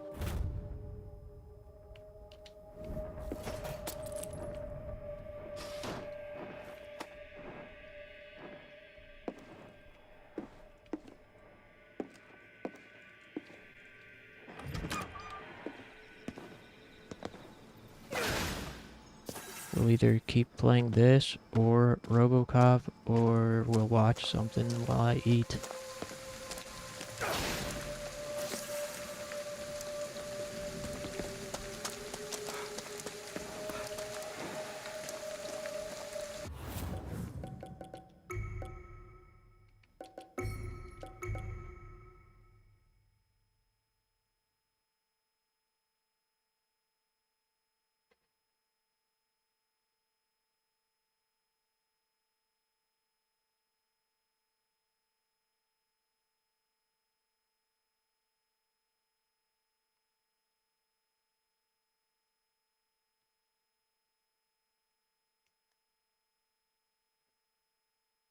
Thanks for hanging out, guys.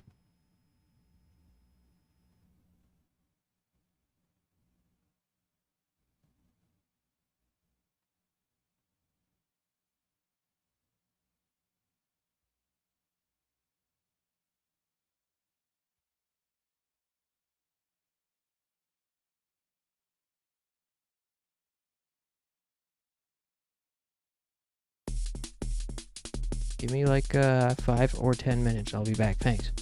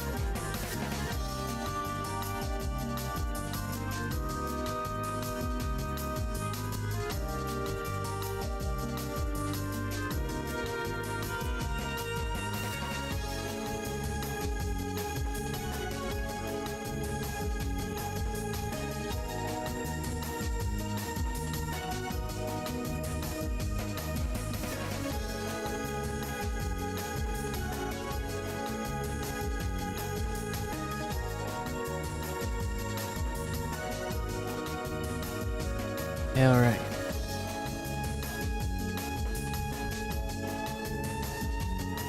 You know what I thought about while I was up?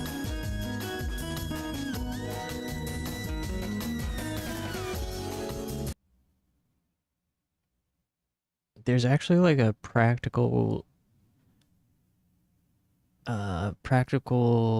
reason why I should continue making the VOD edits and discussion videos. And, you know, we've discussed how my stream doesn't always make the best first impression.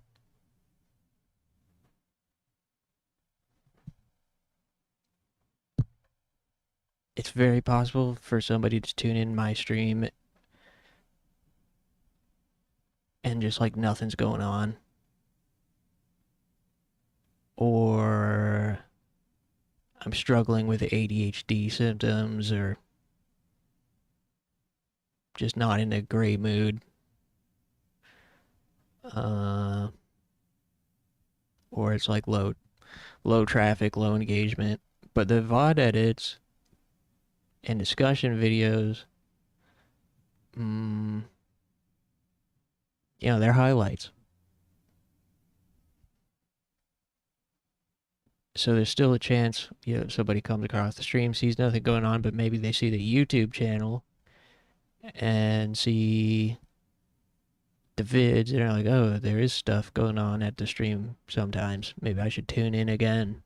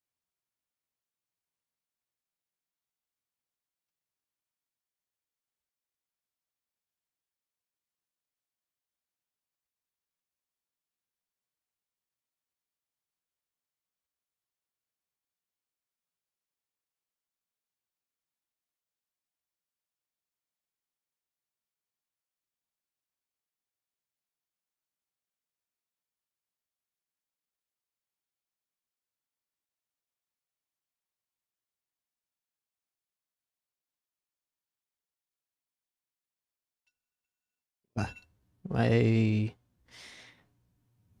noodles are done.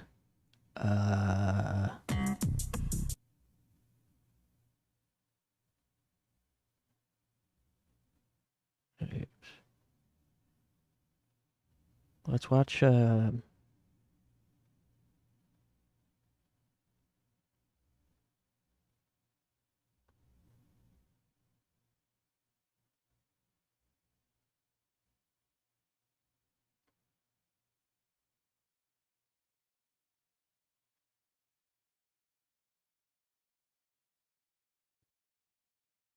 G4 TV icons while I do my thing.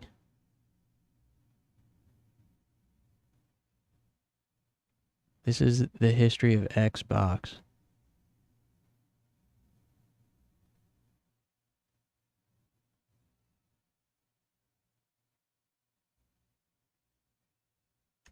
This is the story of a group of friends. I took it to my friend Kevin at like 2 a.m. I called him up at home. He's like, oh, let's do it. I said, we gotta make a game console. Of course, Seamus walks in with this whole plan. Boom, here's the Xbox plan. So it was like, great. Boy, I remember thinking, what have we gotten ourselves into? Oh, I was muted that whole time. Fuck. Hold on, I gotta go get my noodles. Here's a G4 TV icons history of Xbox. Hold on. Took on the leader in a billion-dollar industry. So we're sitting in a room with Bill Gates and Steve Ballmer, and Steve Ballmer is saying, "You're gonna lose all our money! Wow, we better get this right, otherwise it could potentially really screw up the industry." Xbox was the sexiest thing any Microsoft employee had ever heard of ever at the company. They all wanted to work on it. This is it. We're not looking back. I'm waiting for my Xbox. This is the remarkable story of the Xbox.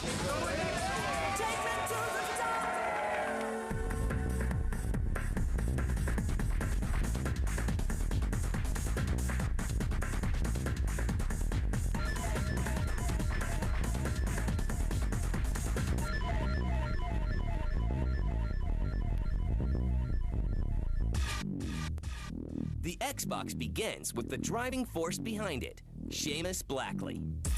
Seamus grows up in New Mexico and early on develops an interest in the world of gaming. I can remember very distinctly the feeling of playing my Atari 2600 and not really wanting to finish the games or to play them so much, but really wanting to take that excitement I felt and like write my own games. And when I got my Apple, my mom likes to tell a story. When they gave me the Apple II for Christmas, I stayed up for 72 hours straight. Like, the moment they gave it to me, it was plugged into the TV. I actually fell asleep like on it the first night because I was so desperate to write a game. Despite his love for games, his career steers him into another direction. I was working as a physicist, and I was doing high energy physics. And there was this giant particle accelerator that was going to be built in Texas called the Superconducting Supercollider in Waxahachie, Texas. And that was my future, and everybody else's future who was doing experimental high energy physics in the U.S. at that time. That was what it was about, for the most part. And it got canceled. It got canceled by Congress. With no job on the horizon, Seamus applies for a job posting on campus. It was Looking Glass Technologies. They needed somebody to rewrite a car physics model for a car and driver game they were working on. And so I went over there and met all the guys working on Ultima Underworld and met Lerner, an idol of mine, his flight simulator in days past, and started working on car physics. And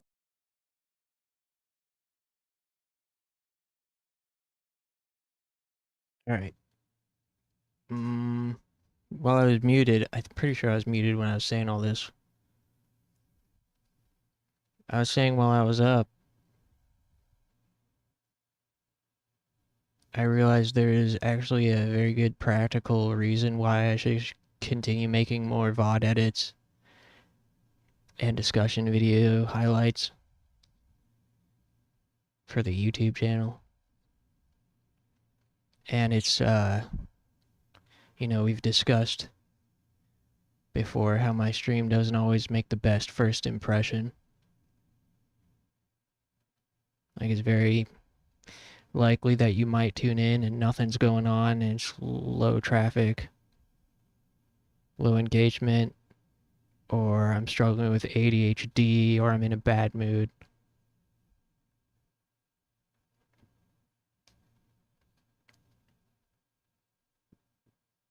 But if they're curious enough to go over to the YouTube channel and see the highlight videos and discussion videos and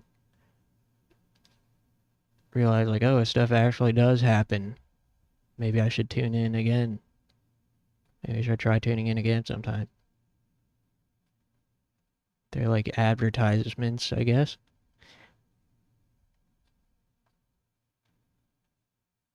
I mean, until now I've thought, like, well, they don't even really get that many views. It doesn't seem worth the effort. And I also don't feel like doing it. But I just, like, really don't like, I really hate the idea of somebody tuning in for the first time and just not getting the best impression and whatever.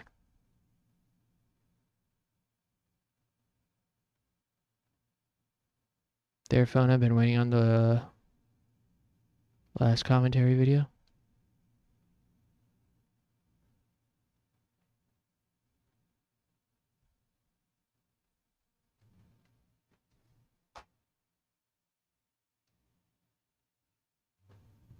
Yeah.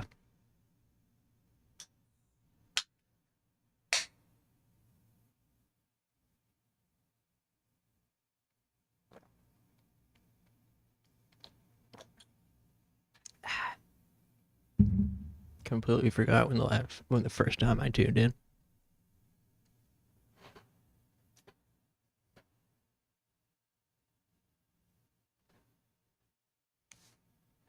Yeah, I don't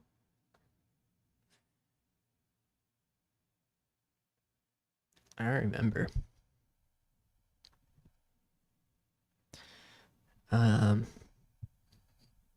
Yeah, anyways. Let's keep watching this Xbox history. You know, that grew into the physics system and System Shock and AI stuff and Flight Unlimited and Underworld 2 and all He's that got stuff. cool earrings. But new management flies into a completely different direction. So, you know, these game guys, you know, we're going to bring in a professional management team. And at the time I was saying, look, we need to do combat version of Flight Unlimited. I don't know what I missed so far, but it's crazy that Xbox was basically like a solo project to start with. I don't know if they already talked about that or if they'll get into it. Yeah, it looks like they're going to talk about it. But this guy basically designed Xbox in his basement and had to be like, yo, Microsoft, we should do this. It was like a DIY project. Really want to do that. And the management decided that instead they wanted to compete with Microsoft Flight Simulator. So I started looking for a job, and I eventually got recruited to go work at DreamWorks. At DreamWorks, Seamus goes to work on a game based on the smash hit movie Jurassic Park by Steven Spielberg. Dude, Trespasser. I've been planning to play this on stream someday. Trespasser is such a fascinating piece of shit. Can't wait for them to announce 720. Yeah, me too. Hopefully we get the return of Chad Warden when that day comes. But yeah, Trespasser is crazy. But there are storm clouds on the horizon. So there I did a bunch of stuff, culminating in working on Trespasser. Backhunter, quite vicious and quite intelligent. Screwed that up pretty well, and you know, didn't do a lot of things that I know I would I want to do today. I can do this. Trespasser is released in 1998, and its flaws are obvious. Critics and fans are disappointed, and Seamus loses faith in himself.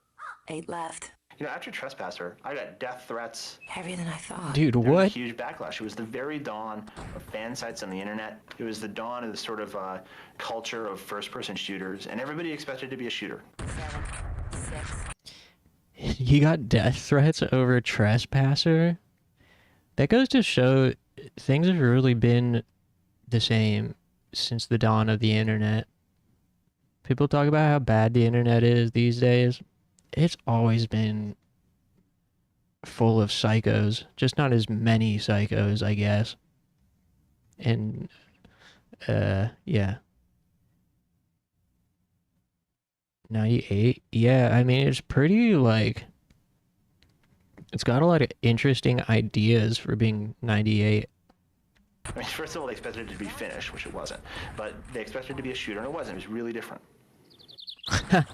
Yeah, So, really different. people were really- Immediately panned down to the boobs. Pissed off. I mean, people really hated that game. I mean, there were some people who really loved it, and there were a lot of people who just hated it, and just, I figured that my career was over. It really did. It was an incredibly painful time. And a turning point. Seamus decides to make a change and heads north. And I thought I'd just go hide at Microsoft for a while. I chose a program manager job in the graphics division because I just wanted to get away from games. But he's not able to resist games for long. In 1999, Sony announces the release of their newest console, the PlayStation 2, and enterprising Seamus has an idea. Rumors of really this version of the PlayStation. That it was going to kill PC graphics outright. And I've been doing 3D for a long time, and 3D on the PC is unstoppable. I mean, it's just continuously What's wrong with the playback? back on its. Is that the And it just upload or seemed is that ludicrous me? to it became clear to me that, very few companies in the world could do something as bold as take on Sony, and Microsoft was one of them. So it became incredibly clear to the other guys that I talked to about it that. Is it because I still have... Is it because I still have Ghostwire running off the cloud? Here, I'll quit.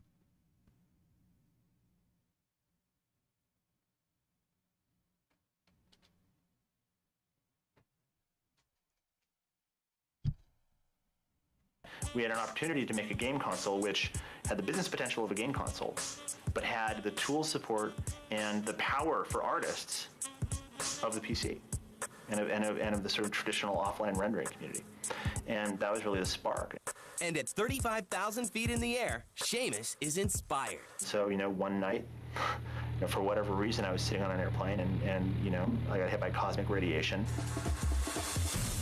And I wrote this thing up, and I took it to my friend Kevin at like 2 a.m. after I landed. I called him up at home. He's like, I said, we got to make a game console. Kevin Bacchus, a project manager at DirectX, sees the potential.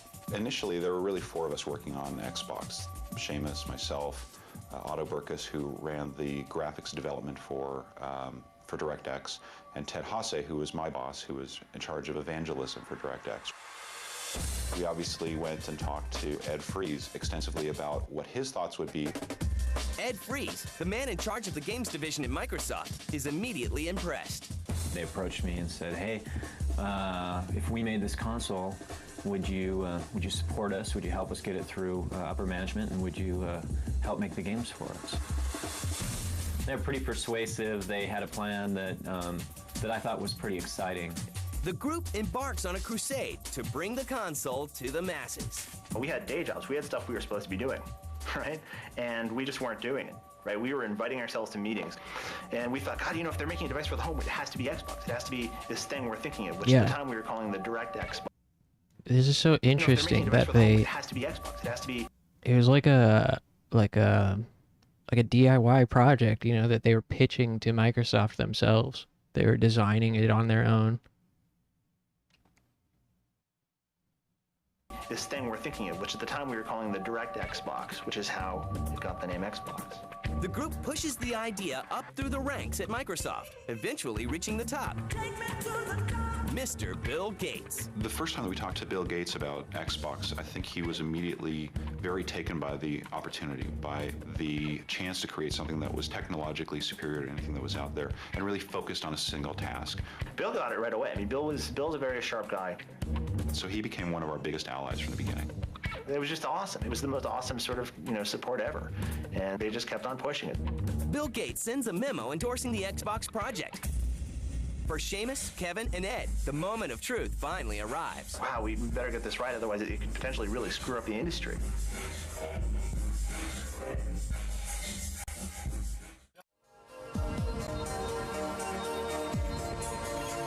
By 1999, the Xbox is a legitimate project. Software giant Microsoft, a assembles a team to oversee key elements of the Xbox production. Jay Aller came on board to run the development efforts to create the operating system for the device, all the development tools, that sort of thing. And he brought on board a number of people in key positions to kind of round out that group.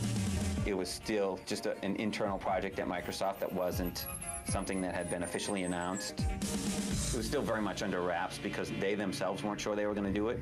But the very fact that Microsoft was considering coming into the games console market was a big deal. It could potentially be a bad thing if Microsoft decides they're going to launch like basically a home PC, entered a game console and put a bunch of PC games on it or something like that, which to those guys who are very smart guys at Microsoft but don't have a lot of context in the game business could well have happened. And so we felt a lot of responsibility to be sure that wouldn't happen. And the response from the gaming community is encouraging. When we went out to publishers and developers is that we've been kind of secretly meeting with all these guys for months and months and months, refining the idea. You know, what do you guys think about this? Oh, that's a crazy idea. What do you think about that? Oh, that's great. As push comes to shove, Gates makes a historical decision. It was a meeting where Valentine's Day was a month before GDC, and it was a point at which we're going to announce it at GDC or we're going to cancel this project because we're not going to be ready in time. It was just the final time. It's like, look, you know, you have to say go or no go now. Starting up a console and spending billions of dollars to enter a new market is a difficult undertaking for any company, even a company the size of Microsoft. So we come into this meeting, it's scheduled to run from 4 to 6 o'clock on Valentine's Day. And Bill is just like immediately on the attack. But what do you mean it won't run Windows? Oh, did we forget to tell you that part? And you find yourselves sitting in a room with Bill Gates and Steve Ballmer, and Steve Ballmer is right here, like, you know, the sweat's in his forehead saying, you know, you're gonna lose a lot of money! We all have dinner reservations, and we're in big trouble because it's Valentine's Day and we're not home and the time is going by. And then in the last 5 minutes, the meeting just like turned around like 180 degrees. And you know, I don't know if Bill and Steve had this planned the whole time. And all of a sudden, they're all looking around at each other. We got to do this. We got to do this. You know, they're all getting excited, which is fun to be part of. In March of 2000, Bill Gates stands on stage at the Game Developers Conference and announces what many had already suspected. So I'm announcing the Xbox. A modest tagline here. Dude, what if it looked like that? Of console gaming. This is a huge milestone for us. All they have to do now is accomplish everything they said they could. I wonder what happened to that. Do you think this thing got trashed?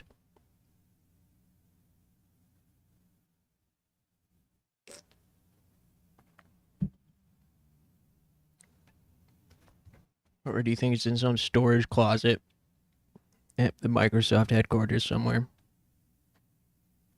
Huge milestone for us. All they have to do now is accomplish everything they said they could. Well, I remember thinking, what have we gotten ourselves into? You know, once the product was finally approved and there were absolutely no other reviews or approvals processes, once Bill Gates and Steve Ballmer said, look, you know, this is it, we're not looking back, then the really hard work came in. Every assumption that we had, every plan had to be tested. And it was challenging. You have this giant company behind you, Microsoft behind you, right? You get Microsoft like going in a direction, you better be sure it's the right direction, right? So we started feeling like, wow, we better get this right, otherwise it could potentially really screw up the industry. There was a lot of skepticism about, you know, were we really serious about doing this? Was there ever even going to be a console? There was skepticism about whether we would be able to hit our launch date, whether the performance would be what we said it would be, whether it would in fact be easy to program. At every step along the way, there was a constant proving process. We had to show games very early because, you know, we needed to demonstrate what the game was going to be. We had to show that it wasn't a PC. You know, we built the system for developers. There is nobody out there who wouldn't tell you the NVIDIA chip was the hottest thing in the world. Nobody. All consoles are essentially computers. There's a processor, there's a graphics chip, there's an audio chip. All the things that you see in a PC are evident in a console, but they're very different. They're very focused on a very specific thing, on gaming. And sometimes it's not what's on the inside, but the outside that counts. In January 2001, the public gets its first look at the controller and industrial design of the Xbox. Of course, we didn't want the Xbox to look uncool. We wanted it to look powerful. We did a lot of design studies. One of the things that enthusiast pressed was the controller. Some people didn't mind the fact that the original controller was... Dude, I like the Duke. I prefer the original big-ass Xbox controller over the redesigned smaller controller. Which they called Duke, was bigger, but I think to a lot of the gamers, they just kind of felt that it was just a little too big. And they've subsequently gone with the S-type controller, which they developed for Japan, which was definitely a better. As the launch date approaches, Probably in some rich collector's basement. Yeah.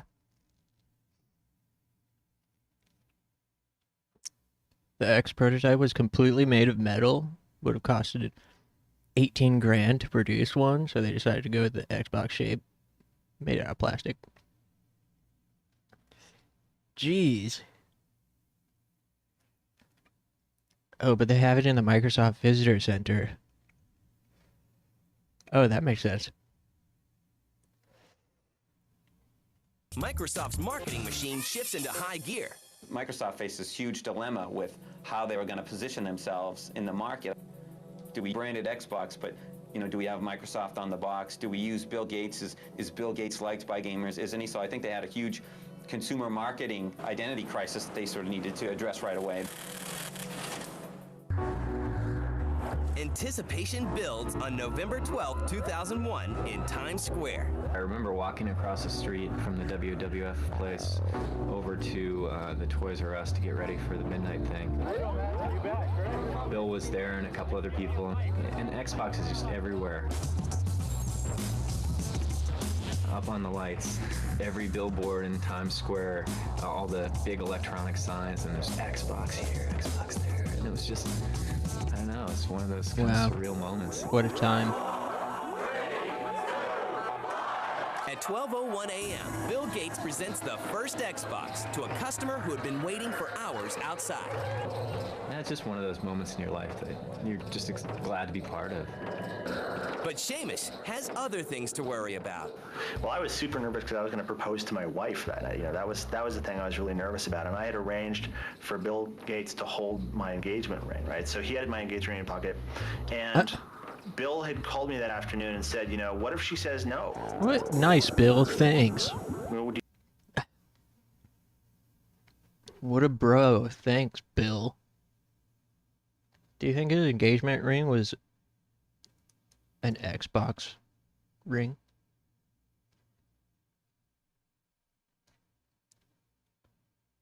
The Microsoft Visitor Center closed in February 26th. Oh, what the hell? We just missed it.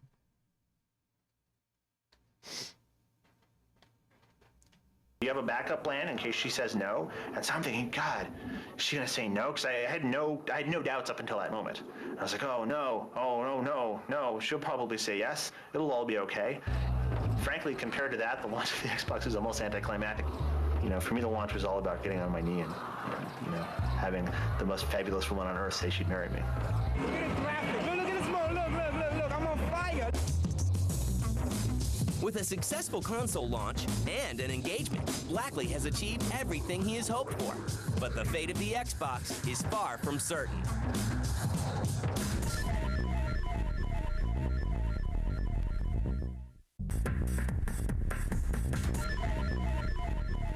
This is an Xbox! It's #1! Success. With the Xbox successfully launched in time for Christmas 2001, the future of the system now lies in the hands of the developers. Well, I think that the #1 thing that we wanted to achieve was for people who got an Xbox to just be blown away. Oh, nice. That has to be the ultimate goal, right? We talked to the people in line in New York, and they were really excited about Xbox. The first Christmas, all the hardcore gamers are going to go out and they're going to buy it because it's new, it's exciting. There's a lot of press about it. They got to see if it really lives up to the hype. But you don't take it home and open it up and have it. And that actually happened with a couple of other console launches, right? People got excited about the technology. You take it home, and of course, technology isn't enough, right? It goes on, it makes the boot noise, and then you put in a game that's not so great, and you're like, whoa, they went $300. Oh, that was awesome. They have to feel incredibly happy about it. The thing sold out everywhere, and it was just, you know, a giant success. The real question on any console is how it does in the subsequent years, you know, especially the second Christmas. That's really important. That's when, to some extent, the real battle happens. Because everybody has a lot of units out there, a lot of consoles, and the generation of games that come DOA3 out was into so the installed sick. base appear. So what happens in the later years is really kind of dependent on the quality of the games. That is something that's, you know, just a very magical and very difficult thing to predict in advance. And then it's a real creative contest, right? Then it's not about the specs of the hardware. It's not about how cool your TV campaign is. You know, it's not about any of those things. It's about which games you have and are your fans happy or not. So I would argue the real worker is then. If you got a great game and it's only available on Xbox and it's the thing that everybody's excited about, then they're going to go out and buy Xboxes. Microsoft's development team, Bungie, provides the must-have game for the season. Halo was awesome. We're not gonna make it. We'll make it. Pull up! Pull up! Played a lot of games in my life, and this is a game I could just sit and play and have a great time. So I really felt pretty confident that we were going to be able to come out and really surprise people.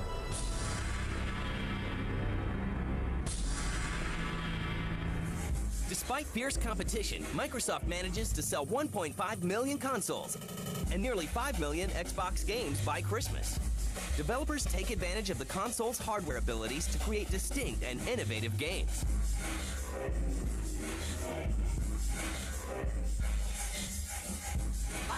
Camera! No! That means turn on the lights, idiot! I'd have to say that right now my favorite game is a game from Microsoft Studios that just came out called Kung Fu Chaos! Kung Fu Chaos is fun. But it's kind of a party game. And to see that kind of work and craftsmanship going to a game produced for something that kind of we had an idea about, 3 years ago, 4 years ago, it's just astounding. In the fall of 2002, Xbox Live is launched. We've been cooking this thing up from the get-go. 3 years ago when we conceived of Xbox, we wanted to bring it online. Online gaming is going to be the big next step in video gaming. And a celebrity event is held. These are always really fun parties. Bring it on! Yeah. Also, remember, this episode aired before, I don't know that Xbox 360 was even announced yet. This probably came out in 2002 or 2003. Right. It's so exciting and it really improves the hand-eye coordination. Doing it. That's awesome, man. It's awesome. Super fun. Great games. Realistic. I think that's off the chain. Yeah, I love this stuff. Gift bag.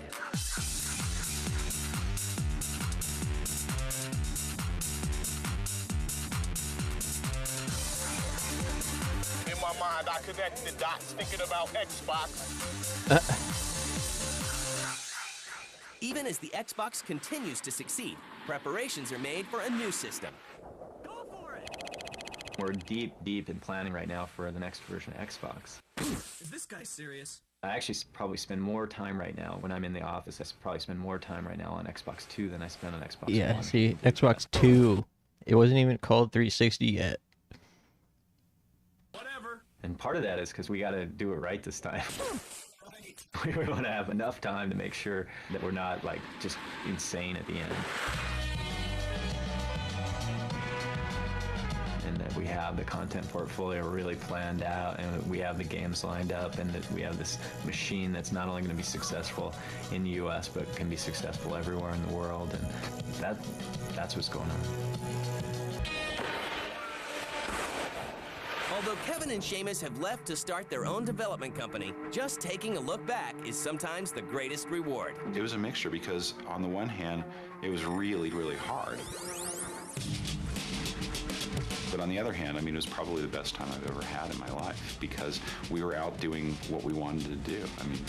Very few times do you get the opportunity to actually see kind of your, a dream that you had come together and so many people come together to make it happen. Looking back to, 1999. It's just unbelievable. I went to Tokyo Game Show and there are giant Xbox banners everywhere, right? It's unbelievable. And you think back to 1999. Think back to me and Kevin and Otto and Ted. These four guys like sitting in a room eating jelly beans, come on.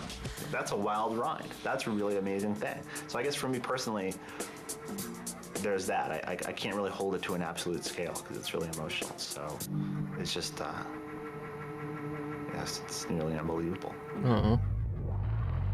What is he up to these days?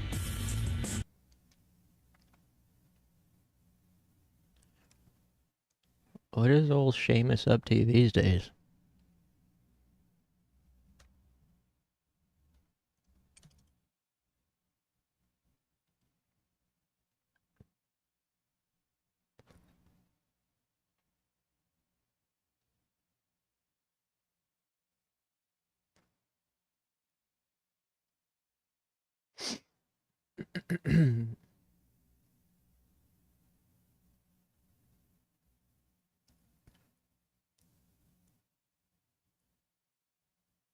Well, he was in an episode of Angry Video Game Nerd, Seamus Blackley.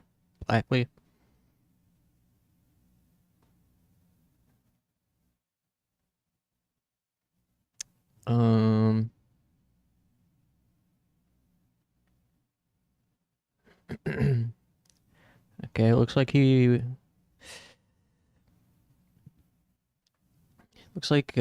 been working for quote-unquote augmented reality stuff, VR business.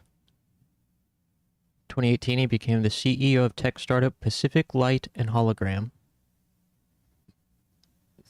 So it sounds like he's working for one of those companies that does hologram Tupac.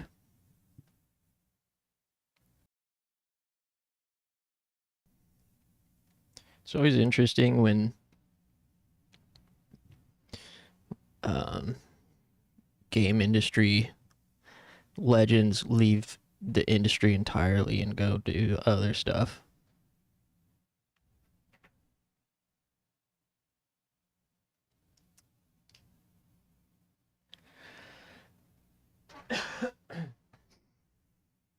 Alright, well, I'm done eating.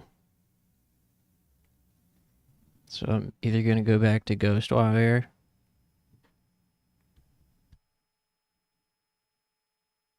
or Robocop, most likely. Or there's also this game, Total Chaos, that I still haven't tried.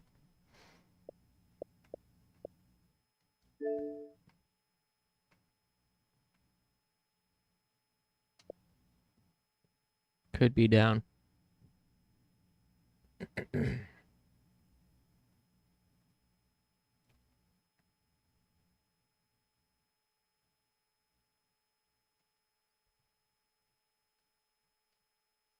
I don't know. Maybe I should lock in and focus on the games I'm having fun with rather than adding something new.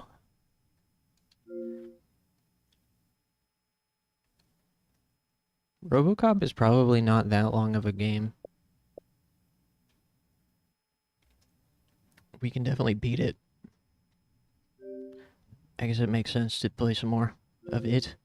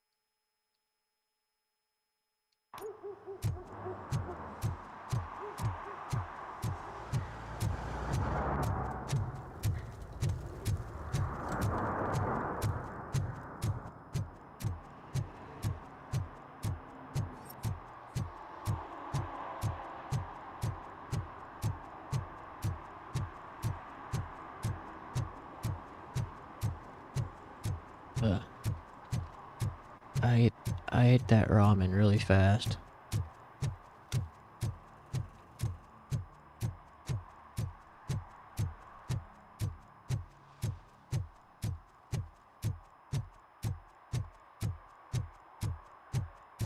Hey, Tin Man, over here. This is where Briggs lives. Let's get this over with. His watch is burning a hole in my pocket.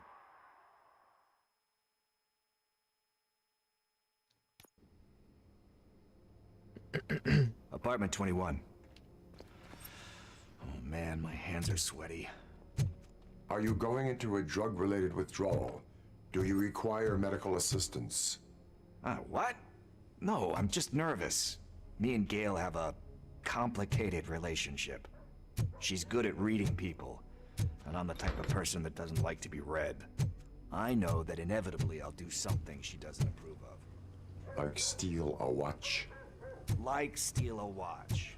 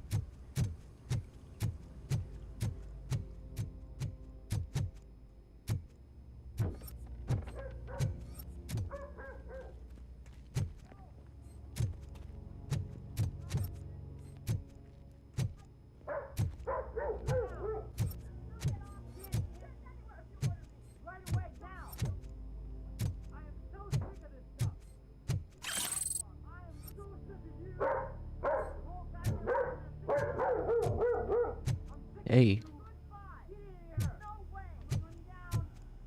Turn the dog down.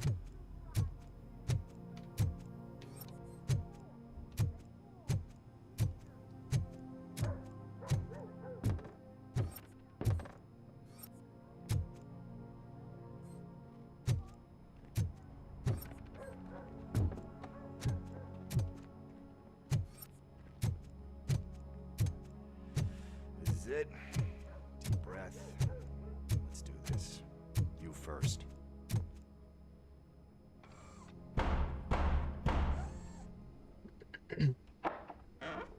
Robocop.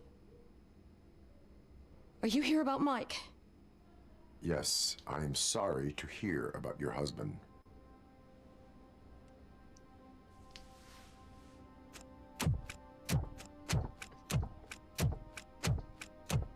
Oh, no, no, no, no. This junkie is not coming inside. What else are you gonna steal? Funny you should say that. I can't stand him. I'm sure he has something to do with Mike being missing. Are you any closer to finding my husband? We are still looking. Is there anything more that you can tell me about his disappearance? I've already reported what I know, but if you have any more questions, shoot. I heard that he was looking into reports of bodies going missing. An old lady approached him at the precinct and told him a sob story about how she couldn't afford to bury her husband. Can you believe that? Anyway, when she finally collected enough money and went back to the morgue, only to find that they had lost her husband's body, Mike went to check it out and never came back. Where was the last location that he was seen? I remember him telling me that he was leaving his jurisdiction, that that's where the leads were taking him. I tried to convince him not to go. It seemed dangerous, but he felt sorry for that old lady. He went against his own rules and me. He left angry because we'd been arguing. Do you remember the exact location? He never told me, but maybe it's in his files. Why do you think that Pickles is involved in your husband's disappearance? My husband's a good man. Sometimes too good for his own sake. He believes in second chances, even if someone doesn't deserve them. Like Pickles. That unappreciative asshole constantly gets himself into trouble. I mean, who's always there to get him out? You guessed it. Salt of the earth, Mike. Pickles has a bad influence on my husband. I think I have everything I need for now. Knowing you're on the case makes me a little less anxious, Robocop. Now I just need to break it down for our son. He does not know? I didn't know how to tell him. He's a smart kid, and I think he suspects something. Could you maybe tell him to come home? It's getting late, and the streets aren't safe these days. He normally dawdles, but having you tell him should light a fire in his britches. I will make sure that he returns home, madam. Thank you. He's playing on the basketball court nearby with his friends. What? Now I'm Robo Babysitter?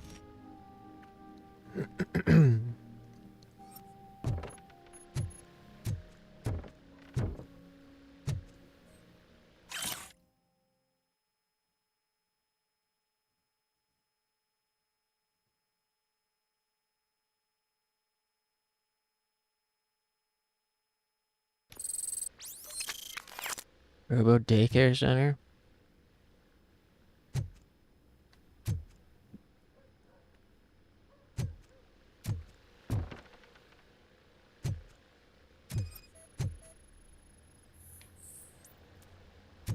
Also, what's up, Talon?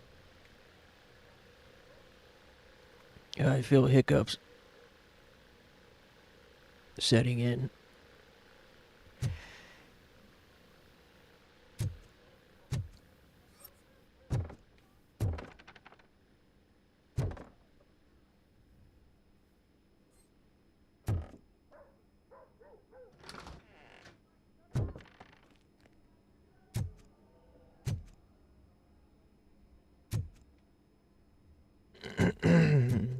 That went pretty much as expected. We are not done. We're not? You still have that watch, do you not? There is someone who needs to learn what time it is. Is that a movie quote or something? I'm pretty sure I heard that somewhere.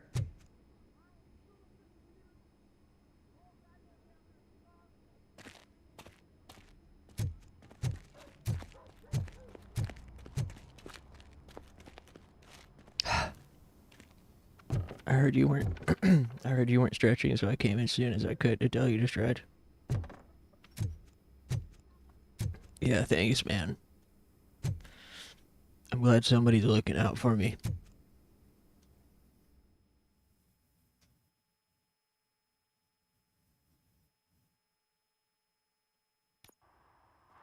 We must get to the basketball court. That's just around the corner. Are we playing? What's that got to do with time? Is it like time to kick my ass? We are going to remind Gale's son that it is past curfew. Oh, Daniel. Sure.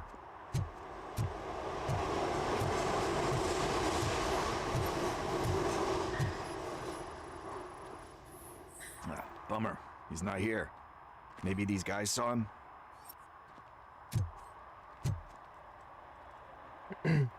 Good evening, citizens. I need... Need what? Some spare parts?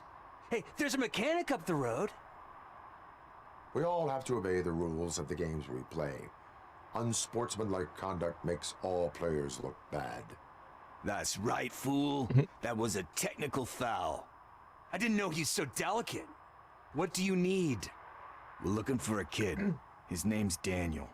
He was playing here earlier. Why? Is it past his bedtime?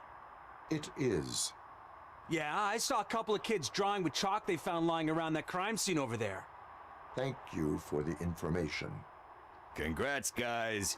You just became police informants. It has its perks. You'll love it. I see a couple of drawings over there.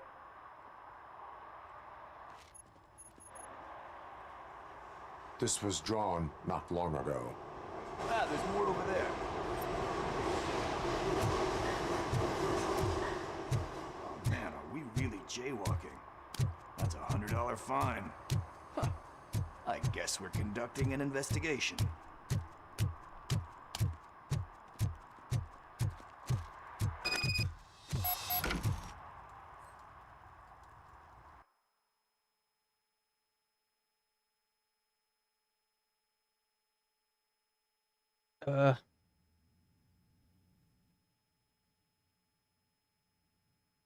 I got post Bulldog debuff. Hold on.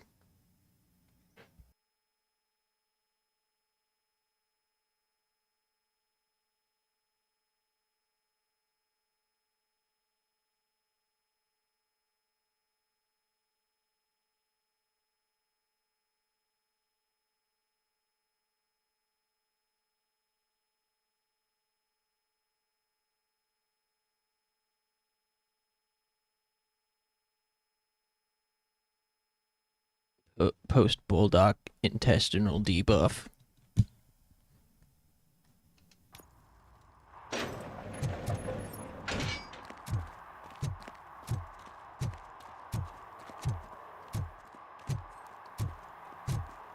Daniel! Come on, kid! Where are you? You should be somewhere around.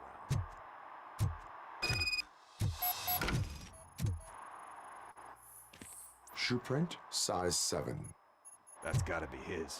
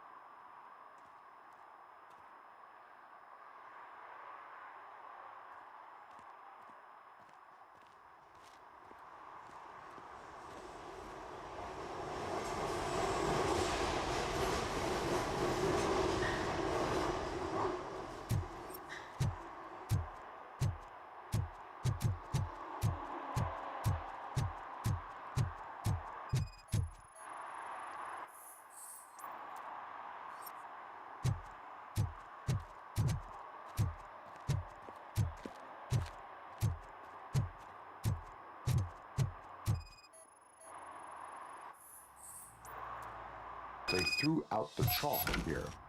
Must have found something more interesting. So I guess you have like a scanning thing in your eyes. Yes, it allows me to see things that are not there anymore. Oh, so it's kind of like new. What about over there? No, it is locked. They did not go inside.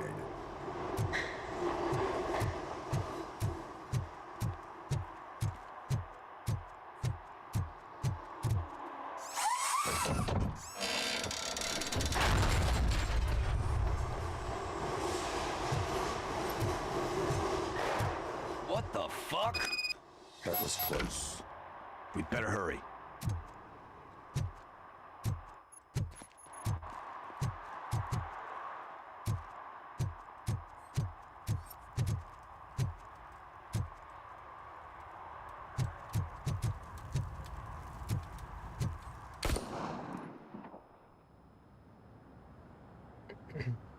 Do it. Come Whoa. on. Hand him.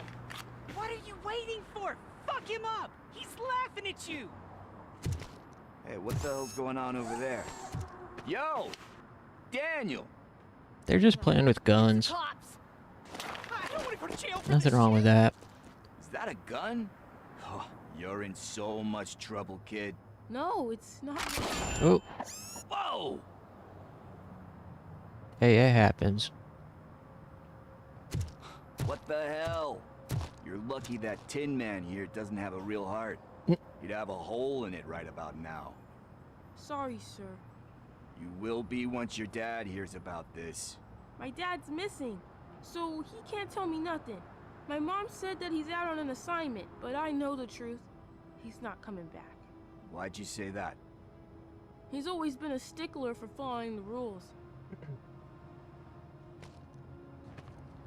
I guess that's why he's missing. Cops can't shoot without giving a warning, and someone got the drop on him. But that's not gonna happen to me. I'm going to be the one that shoots first. That's why my friends say... Your friends are knuckleheads. If you listen to them, you're a knucklehead too. Come on. Yeah, listen to Pickles. Listen to Uncle Pickles. He'll be your new dad.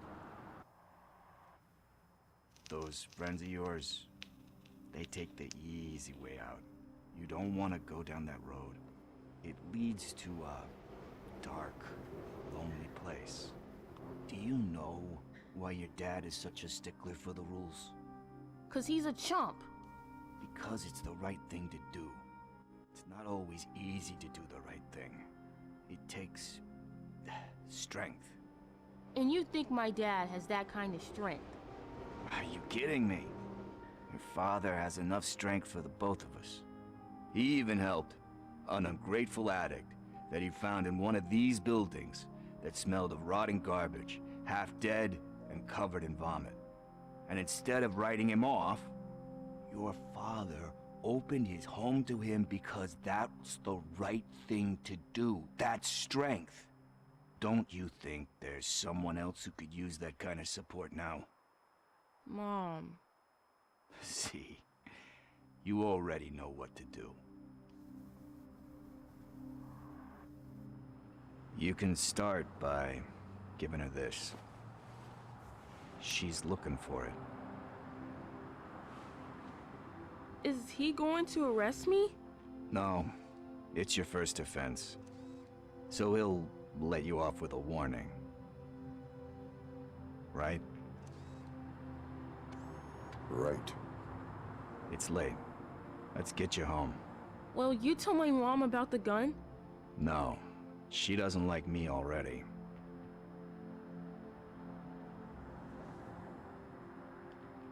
Thanks for the help, Tin Man. I'll talk to you later.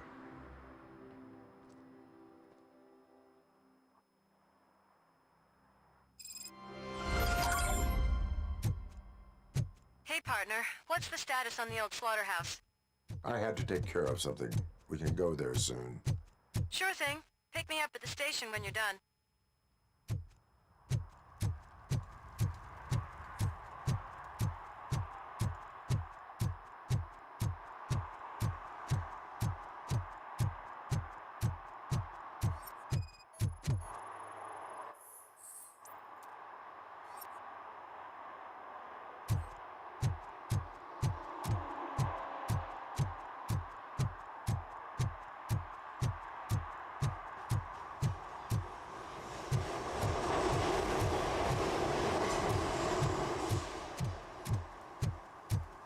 And I'm sleepy now.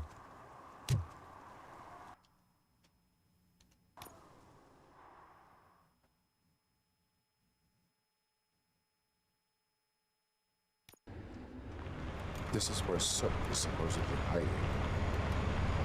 Can't really call it hiding if he sent invitations to the whole city. A bit rude he forgot about us. At least I will not feel bad crashing his party. Murphy, I was thinking about what happened to you at the TV station. Maybe you shouldn't... No need for alarm. Becker's chip is keeping my circuits in check. You're more than just circuits, Murphy. Underneath all that metal, there's still you. Alex Murphy is gone. He lost his life. And despite that burden, you carry on. You've done more for this city dead than anyone has alive. That has to count for something. I'm gonna shut up now.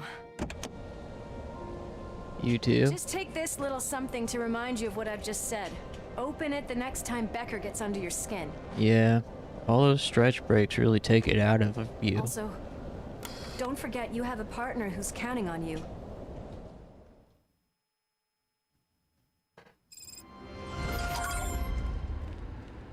concert in an old slaughterhouse? Hey, what'd she just give us? Those animals. Place looks deserted. What did she just give to us?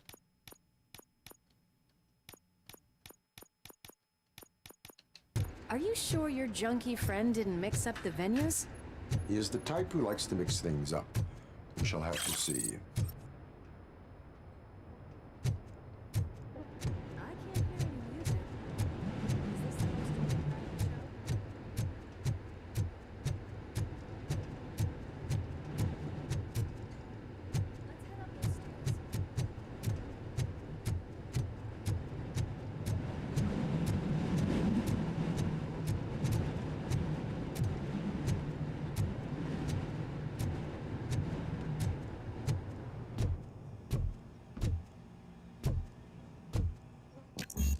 Cannot go this way. We would need a warrant.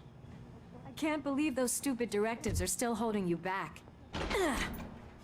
Go ahead, partner.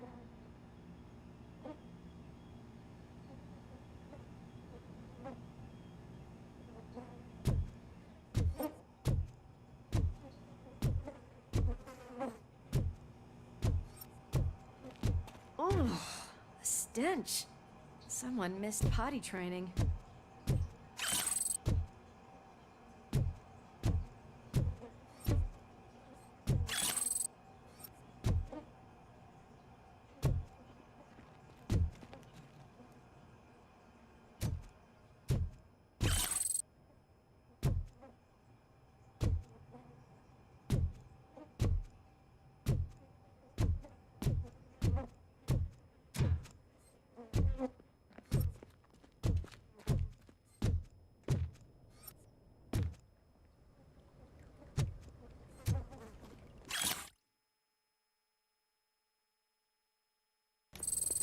If Sid is such a great performer, shouldn't there be a big line in here?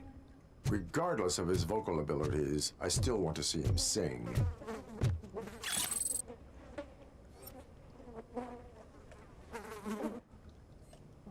Is this Fallout 4 Part 2?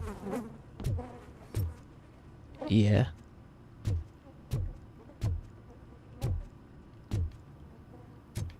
You've got a problem with that?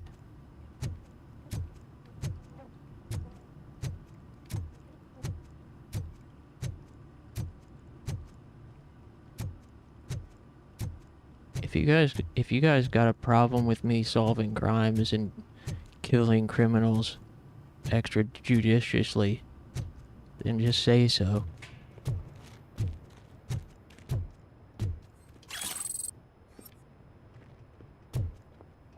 Wait, I think I can hear something.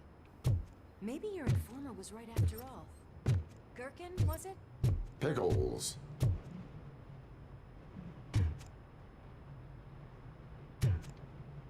Yeah, if he doesn't find out you sell to 7 deceased. Yeah, Robocop would not be happy if he found out you guys pirated a game. Yes, I definitely hear some commotion on the other side. Let's have a look, shall we? Oh, shit! Pig found our lab! Why can't you give us a fucking break? Justice never sleeps. Hell yeah.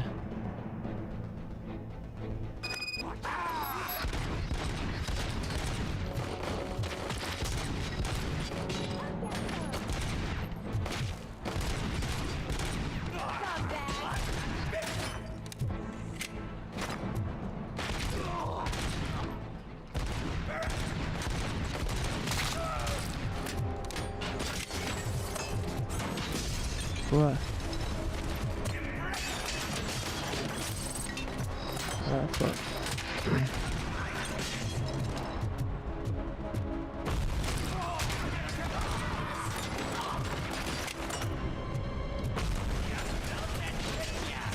Oh, I missed.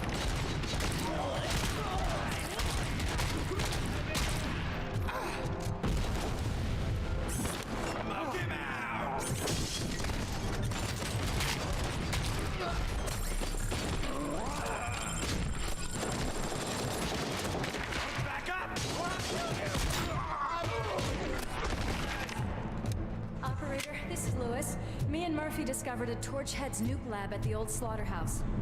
Multiple subjects were neutralized, but there are still active threats in the vicinity, gang leader included. Requesting backup.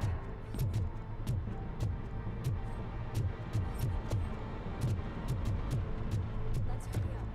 They probably know we're here. The way they handle those drugs, I doubt they know where they are.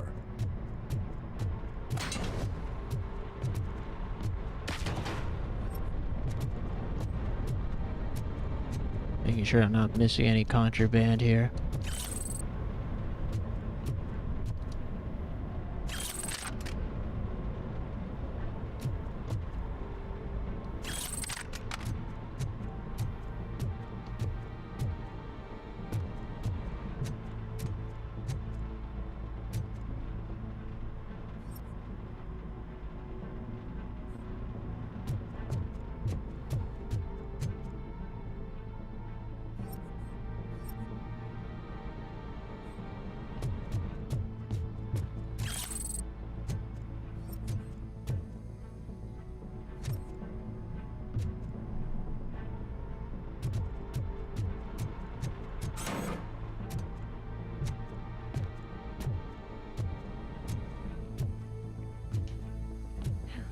Another locked door.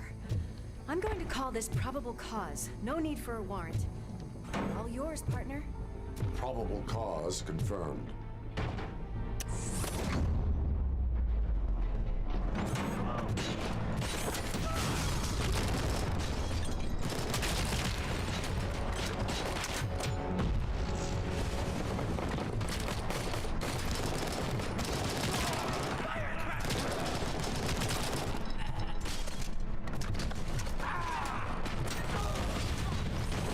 Ah, fuck.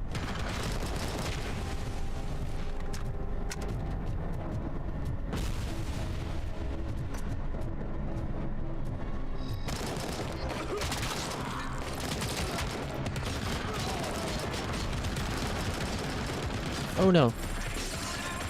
Oh shit. Oh shit. Oh shit. Oh shit.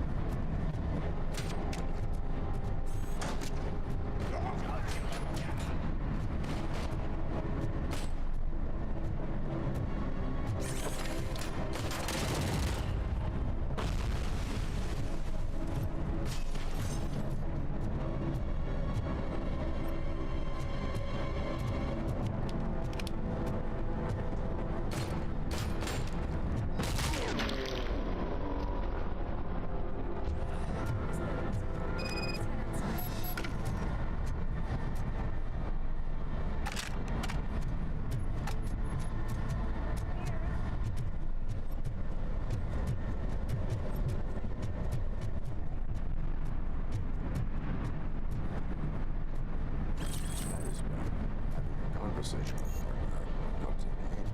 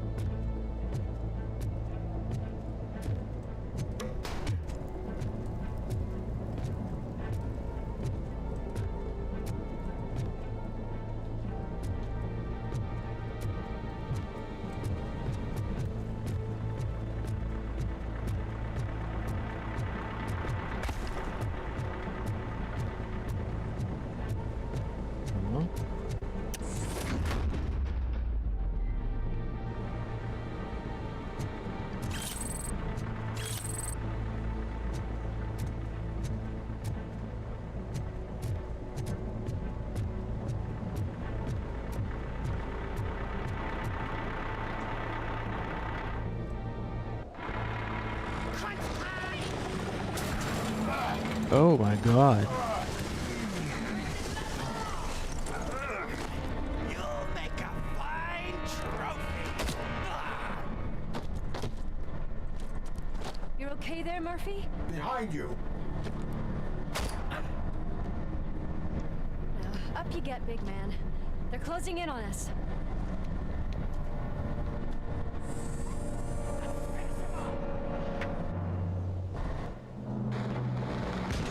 Kaboomer? Whoa, boss fight? Or new enemy type?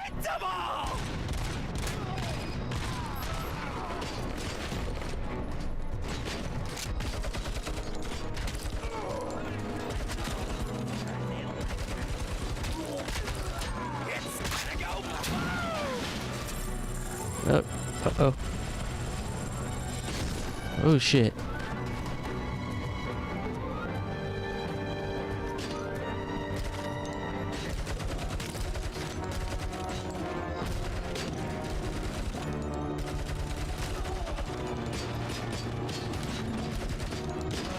Ah.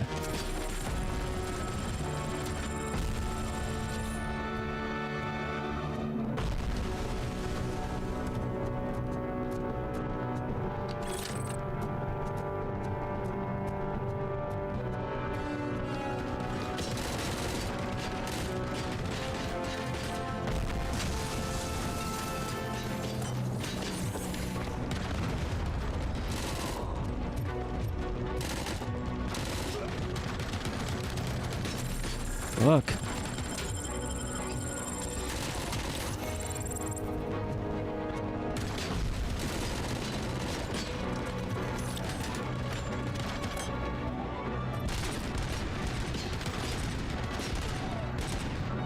Damn, dude. This is a tough fight. 33% health with no healing left.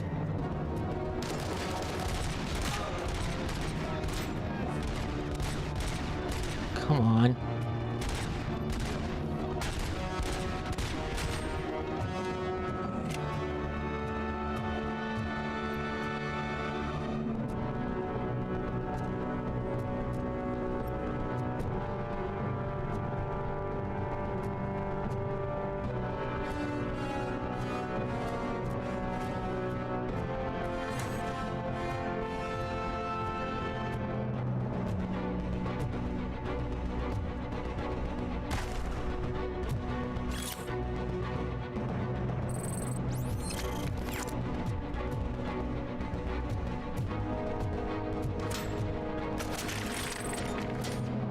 Who's shooting at me?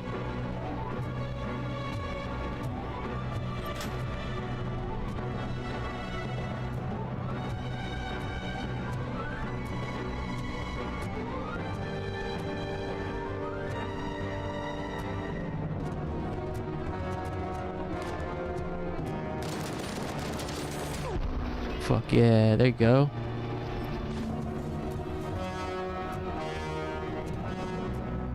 Let's split up. You clear this floor. I'll check upstairs. Lewis, wait. Don't worry, partner. We'll stay in contact.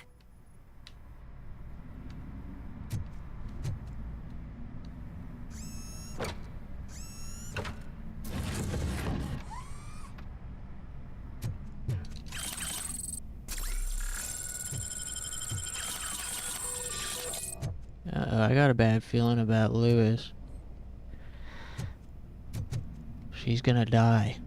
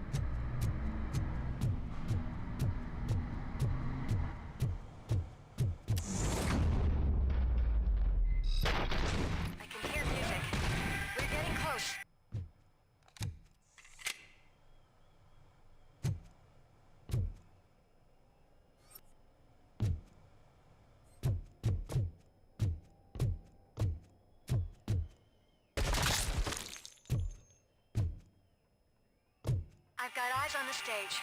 Looks like you haven't realized we're here yet. Sook's here. Get closer. I'll support you from the balcony. This music is driving me mad. Is that the point? Is it supposed to make you mad?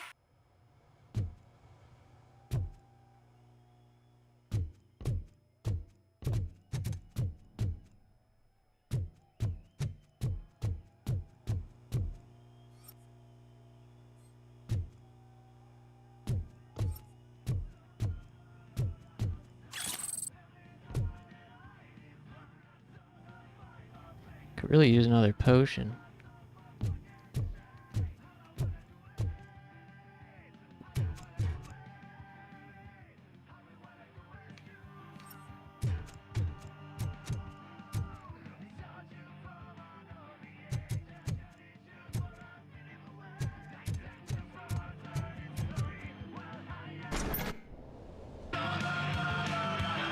Oh, rock on.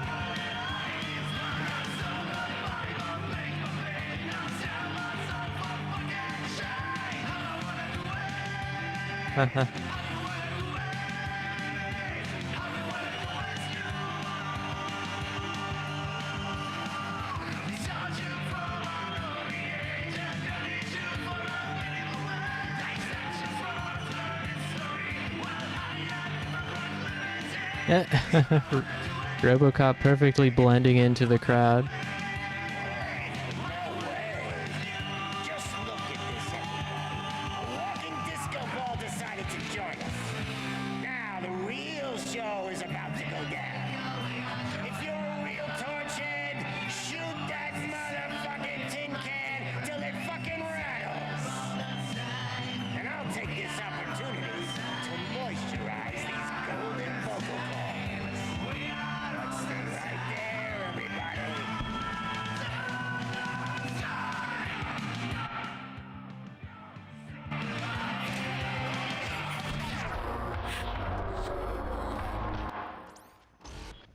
Civilian killed? Oh, what?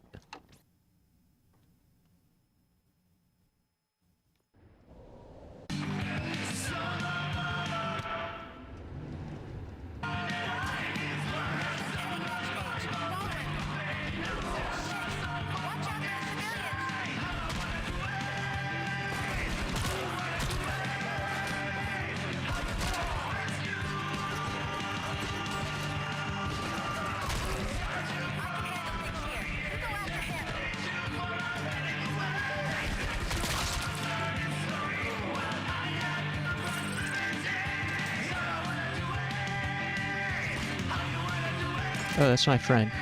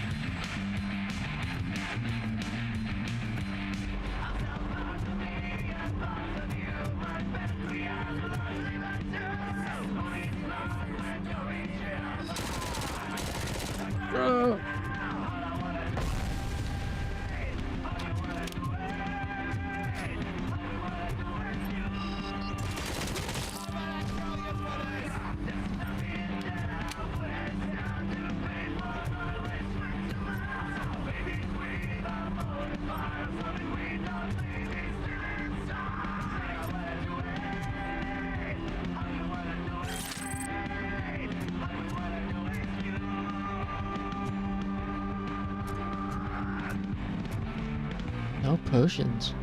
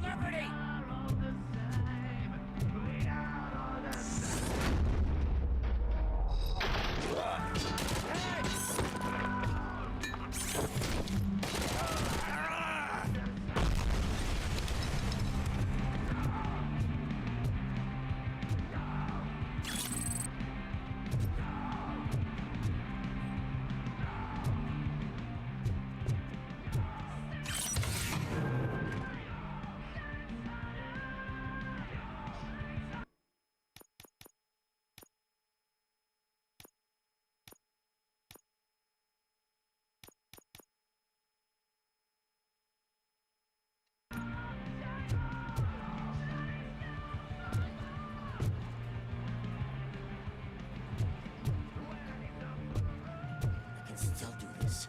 I just need to... I can still... This can't be. I had everything lined up perfectly! Let us talk. Stay the fuck away! You can't touch me! I do business with the new guy! You seem to know a lot about him. You're not getting anything out of me! Do you know how many cops I've killed? I ain't scared of you. Besides, I'm pumped up with nuke like a freaking power plant! Then get ready for a meltdown. If you think you're gonna get any... That's quite a grip you got there.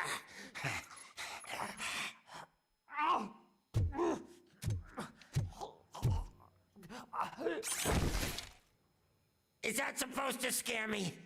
Not a single scratch.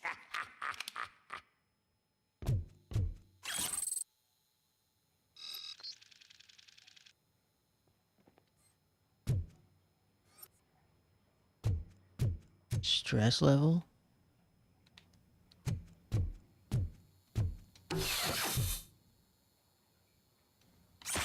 Knock yourself out. That's not even mine.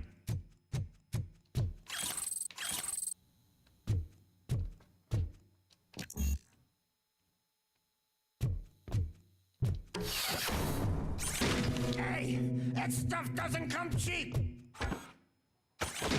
No! That was the only thing in my collection that I didn't steal! I freaking hate you! I'll never rest until every pig in Detroit is dead. Screw you, bastard! That is not a way to treat a famous person! Knock yourself out. That's not even mine. Hey, that stuff doesn't come cheap. That's enough. I'll talk. Lewis, I have Soot. He is ready to give me his statement about the new guy. Wouldn't you rather hear it from the man himself? Where is Officer Lewis? Uh-oh. She's outside, right next to me. We're having a nice citizen-officer chat. Why don't you take my rising star and join us, so we can exchange partners? Hey! What the hell are you doing now?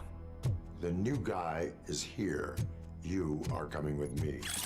In that case, giddy up!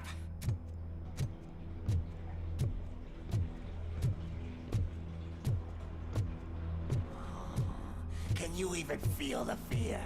Because you should be crapping in your pants right now. You have stepped into a big freaking mess! Cleaning up the town mess is what I do.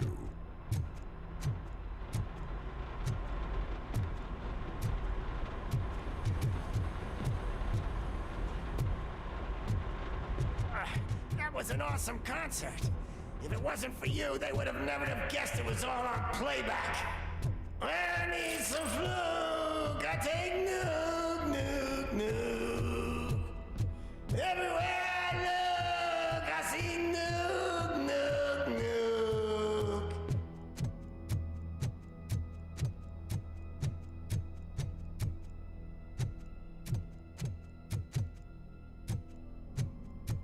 My left hip is getting a bit numb. Can we swap sides?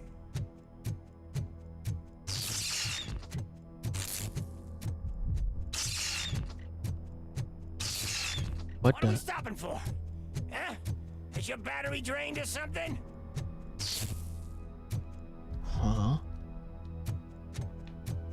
Am I tripping? Me and your partner here are growing impatient. Why don't you hurry up?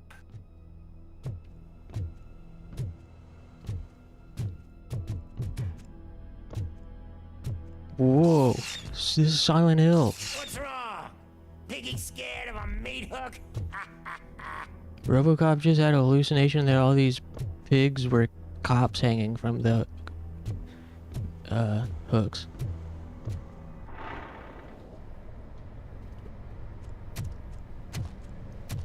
Lewis, I'm all right, Murphy. drop your weapon. You are under arrest. I don't think you're reading this situation correctly. Thanks for the ride, big guy. It's the new guy in town. Welcome to Detroit. I assume you've seen our little TV spot. Short and sweet. You know the first rule of show business and drug dealing, right? Leave them wanting more. That's a rider you got there. Murphy? Something wrong, cop. Hey, so, I think it's time to get back to business. You fucking idiot. Your stupid stunt put a spotlight on me. Oh, you want to talk business? Here's a free lesson. You never, ever fuck with the money.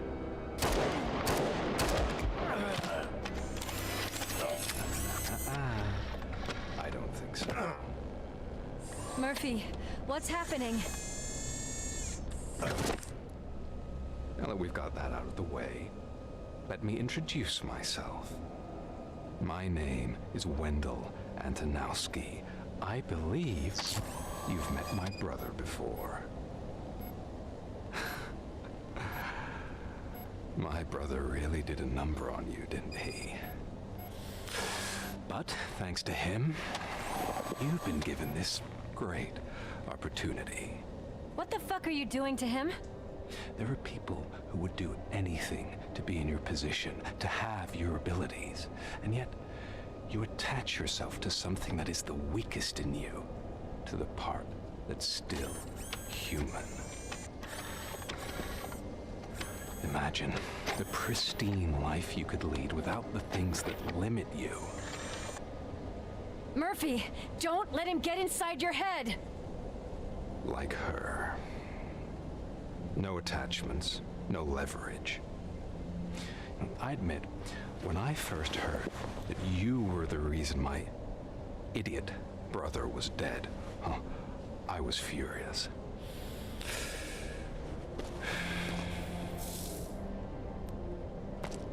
But then I got to thinking, why would I let anyone have such power over me? So I let it go.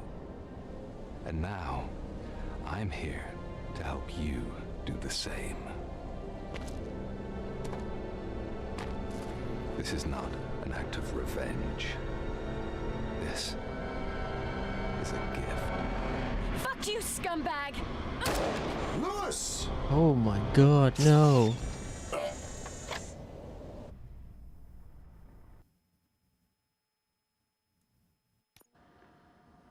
Another fucking glitch. What a shit show.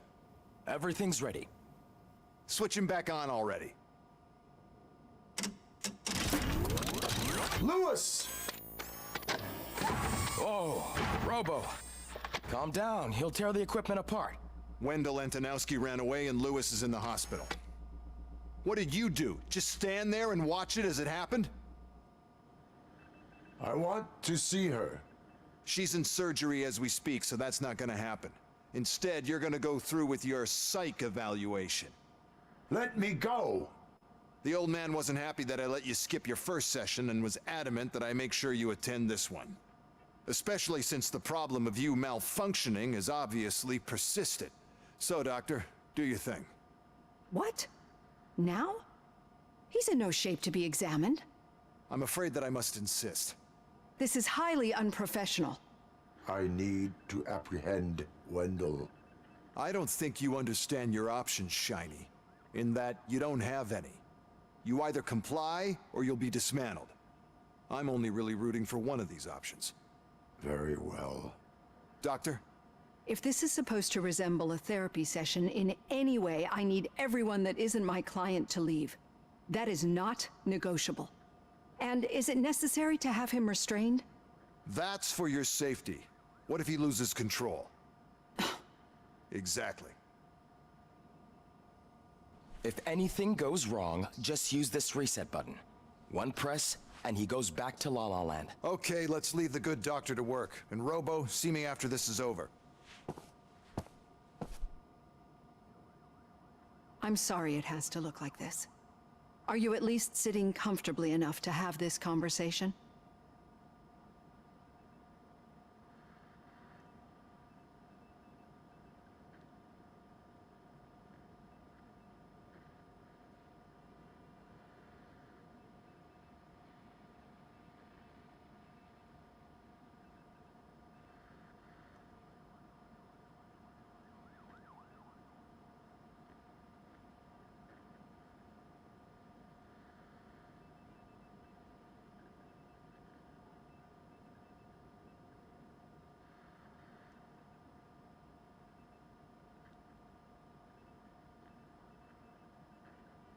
My partner was shot, and I need to find the person responsible.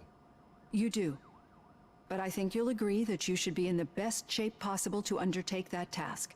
I understand this is not an ideal situation, and this is probably the last place you want to be right now. I'm not the only one unwilling to be here. Your heart rate is above 120 BPM. You're equipped with a heart rate monitor? I imagine it comes in handy in your line of work. It does. I agree this whole thing is happening rather fast, but we are both professionals at helping others. So how about we start again? My name is Dr. Olivia Blanche. Naturally, I've heard people refer to you by different names, but I'm curious to hear which one you prefer. Robocop is the name I was given. If that is what you prefer, then Robocop it is. I've worked with many police officers that have gone through traumatic experiences, but I think we can both agree that you are no ordinary police officer. How do you see your situation? I am a machine, built using OCP's finest technology with the brain of a fallen officer, Alex Murphy. The best money can buy, from what I hear. But that's something that I've already learned from the reports. What I would much rather hear is how do you perceive yourself? Perceive? Yes. See, what I found immensely helpful in working with my patients is transparency. In order to help each other, we need to be able to see each other fully.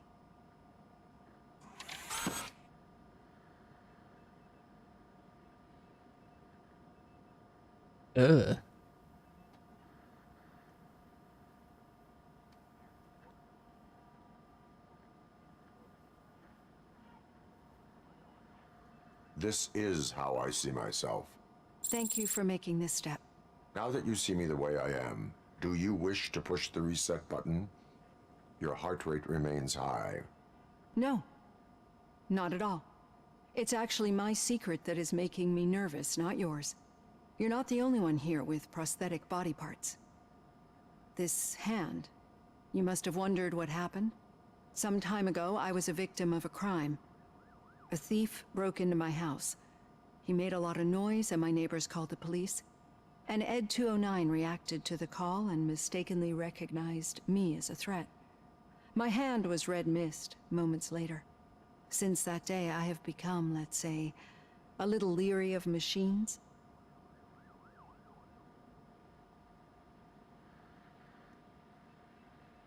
Do you fear me? I fear the unpredictability that machines bring with them. So when I heard there was a chance to contribute to the research on the stability of OCP's mechanical units, I jumped at the opportunity. I hope you don't find it unprofessional. Getting that off my chest made me feel a bit better. How about you check my pulse now? It has dropped below 120 BPM. You see, I don't just impose things onto my clients. I practice what I preach because it seems to work. I think that makes for a very promising start. Thank you, Robocop.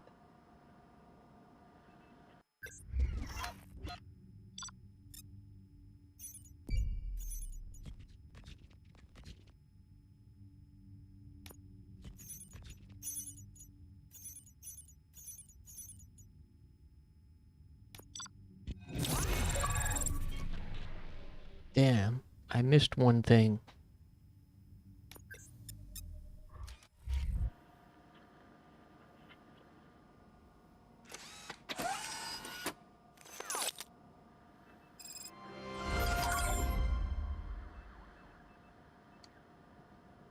Alright, nice.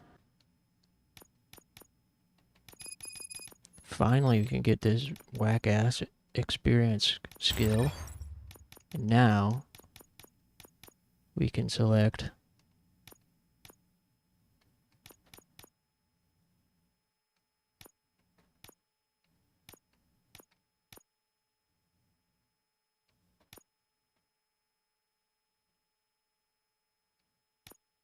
an actually cool ability.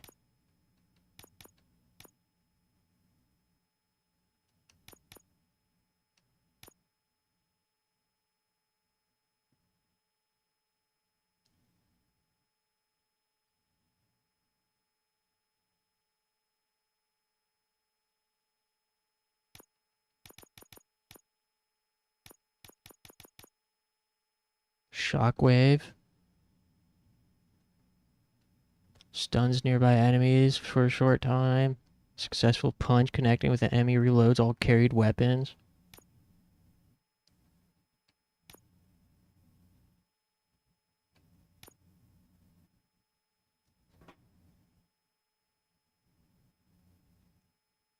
Engineering. Dash allows you to ram into enemies or quickly escape danger. Slow motion doubles your crit damage. I like the sound of that, but slow motion.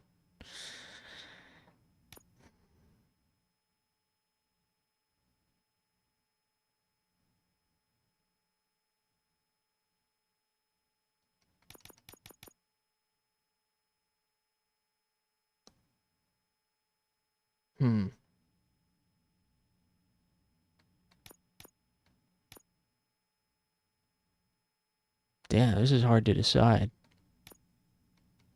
I like the idea of successful punch reloads weapons.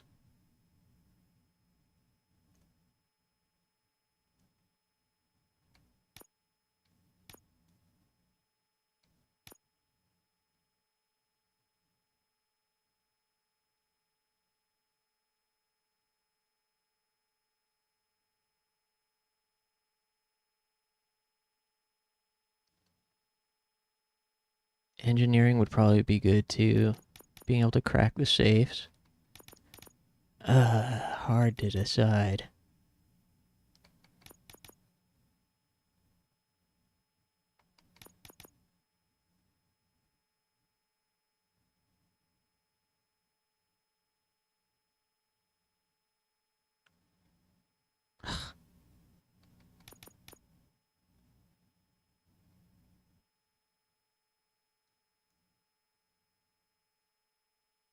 I guess I'll go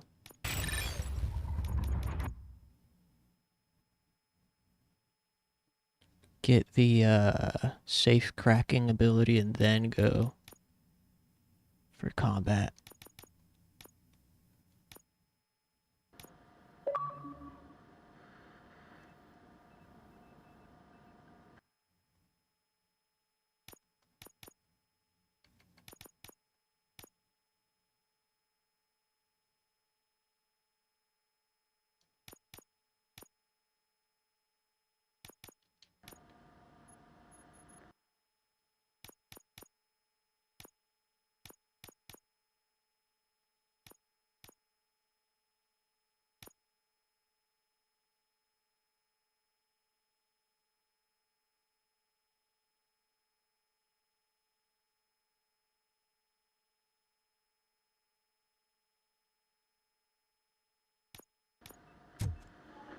All done. Robo, there's something I need to show you.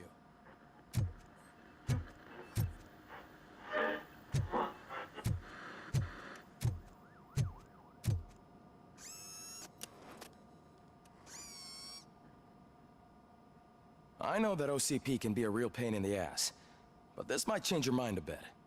We've been working behind the scenes on giving your sidearm the treatment it deserves. The Auto 9 can now be equipped with a motherboard. Once the motherboard is in, you'll be able to mount a number of processors on it. Each processor can vastly improve your aim, damage, or stability. See for yourself. Whoa, sweet. Oh, hell yeah. What in the world?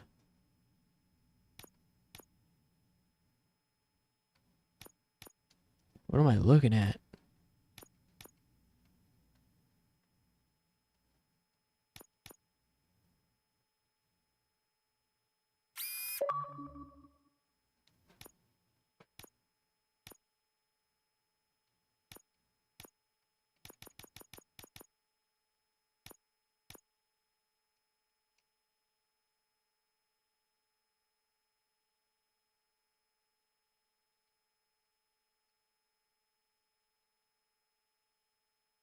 More gore? Increase the volume of gore? That is a lot of math. I don't know what the hell I'm looking at. I should have read the tutorial tip. Penalty 10%. What does that mean? Weapon spread? Weapon damage? I want more gore.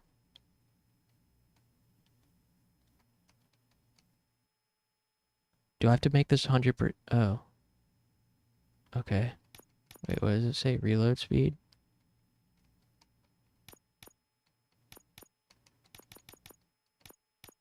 What does chip merging mean?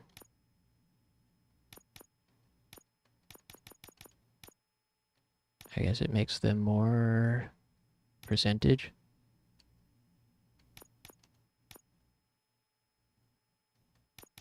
Get the upgrade that gives Robocop a tank for a body.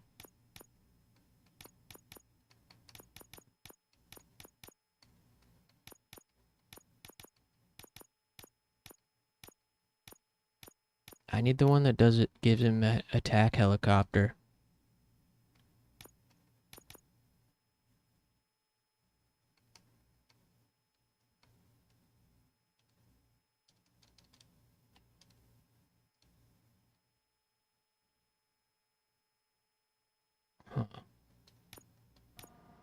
Be on the lookout. There's OCP tech in everything.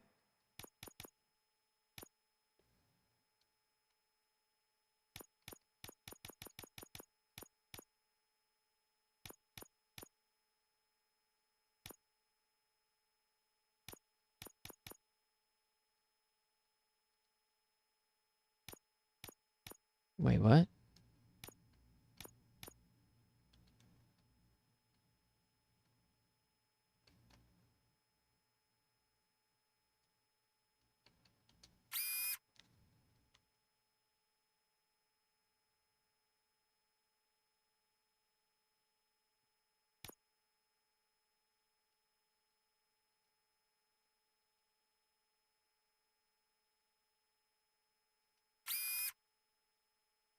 Wait, why is my armor piercing and magazine minus 10% now?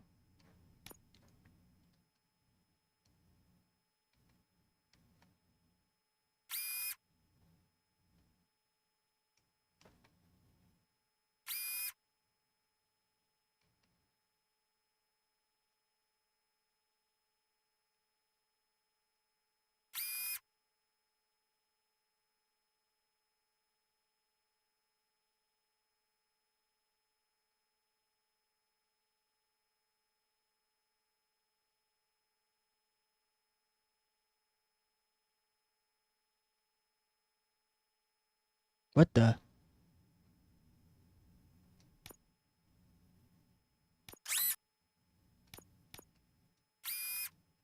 I'm confuzzled.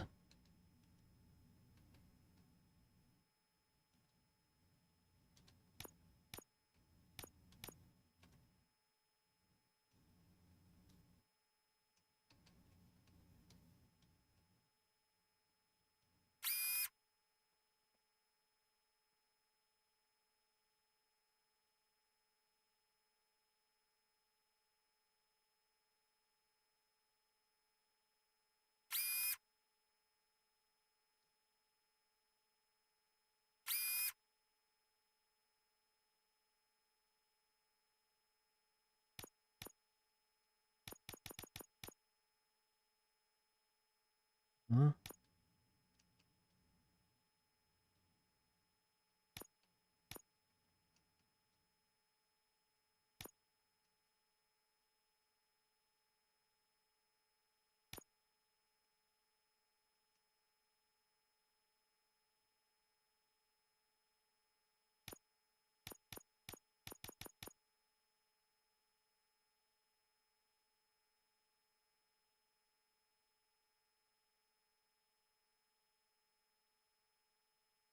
Okay, well, this is good, I guess.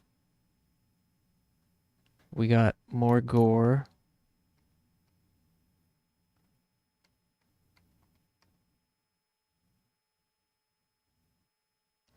We got more gore, more weapon damage, more reload speed, and more ammo capacity.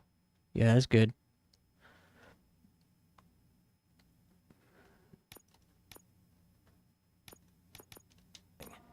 You wouldn't believe how many useful processors can be salvaged from old devices. Okay, that's it from me. Becker wants to see you. He's taken over Reed's office. Say what you want about the man. That takes guts. Alright. You spent all our parts on gore? I mean, yeah, I thought that's what you guys wanted. Could have unlocked the rocket launcher. Well, at least now when we do get the rocket launcher, it'll be a freaking gore extravaganza. Any news on Luis? Not yet, but she's been through worse. Don't think too much about it. Alright, well, I gotta log off, I guess. It's 11:30. I do have to work tomorrow. I'm telling you, Magnavolt commercials are not kidding when they say lethal response. I have to work tomorrow, but not until the afternoon.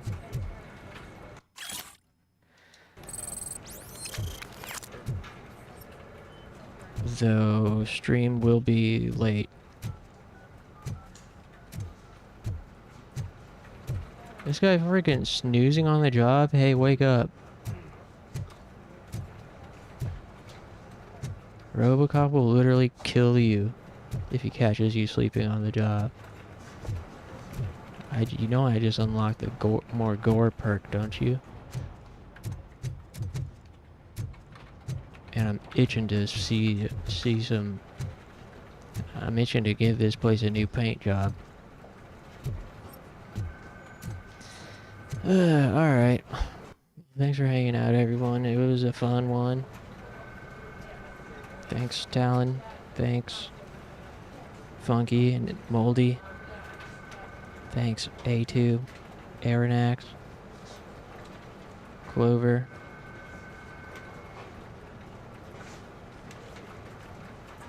I think that was everybody.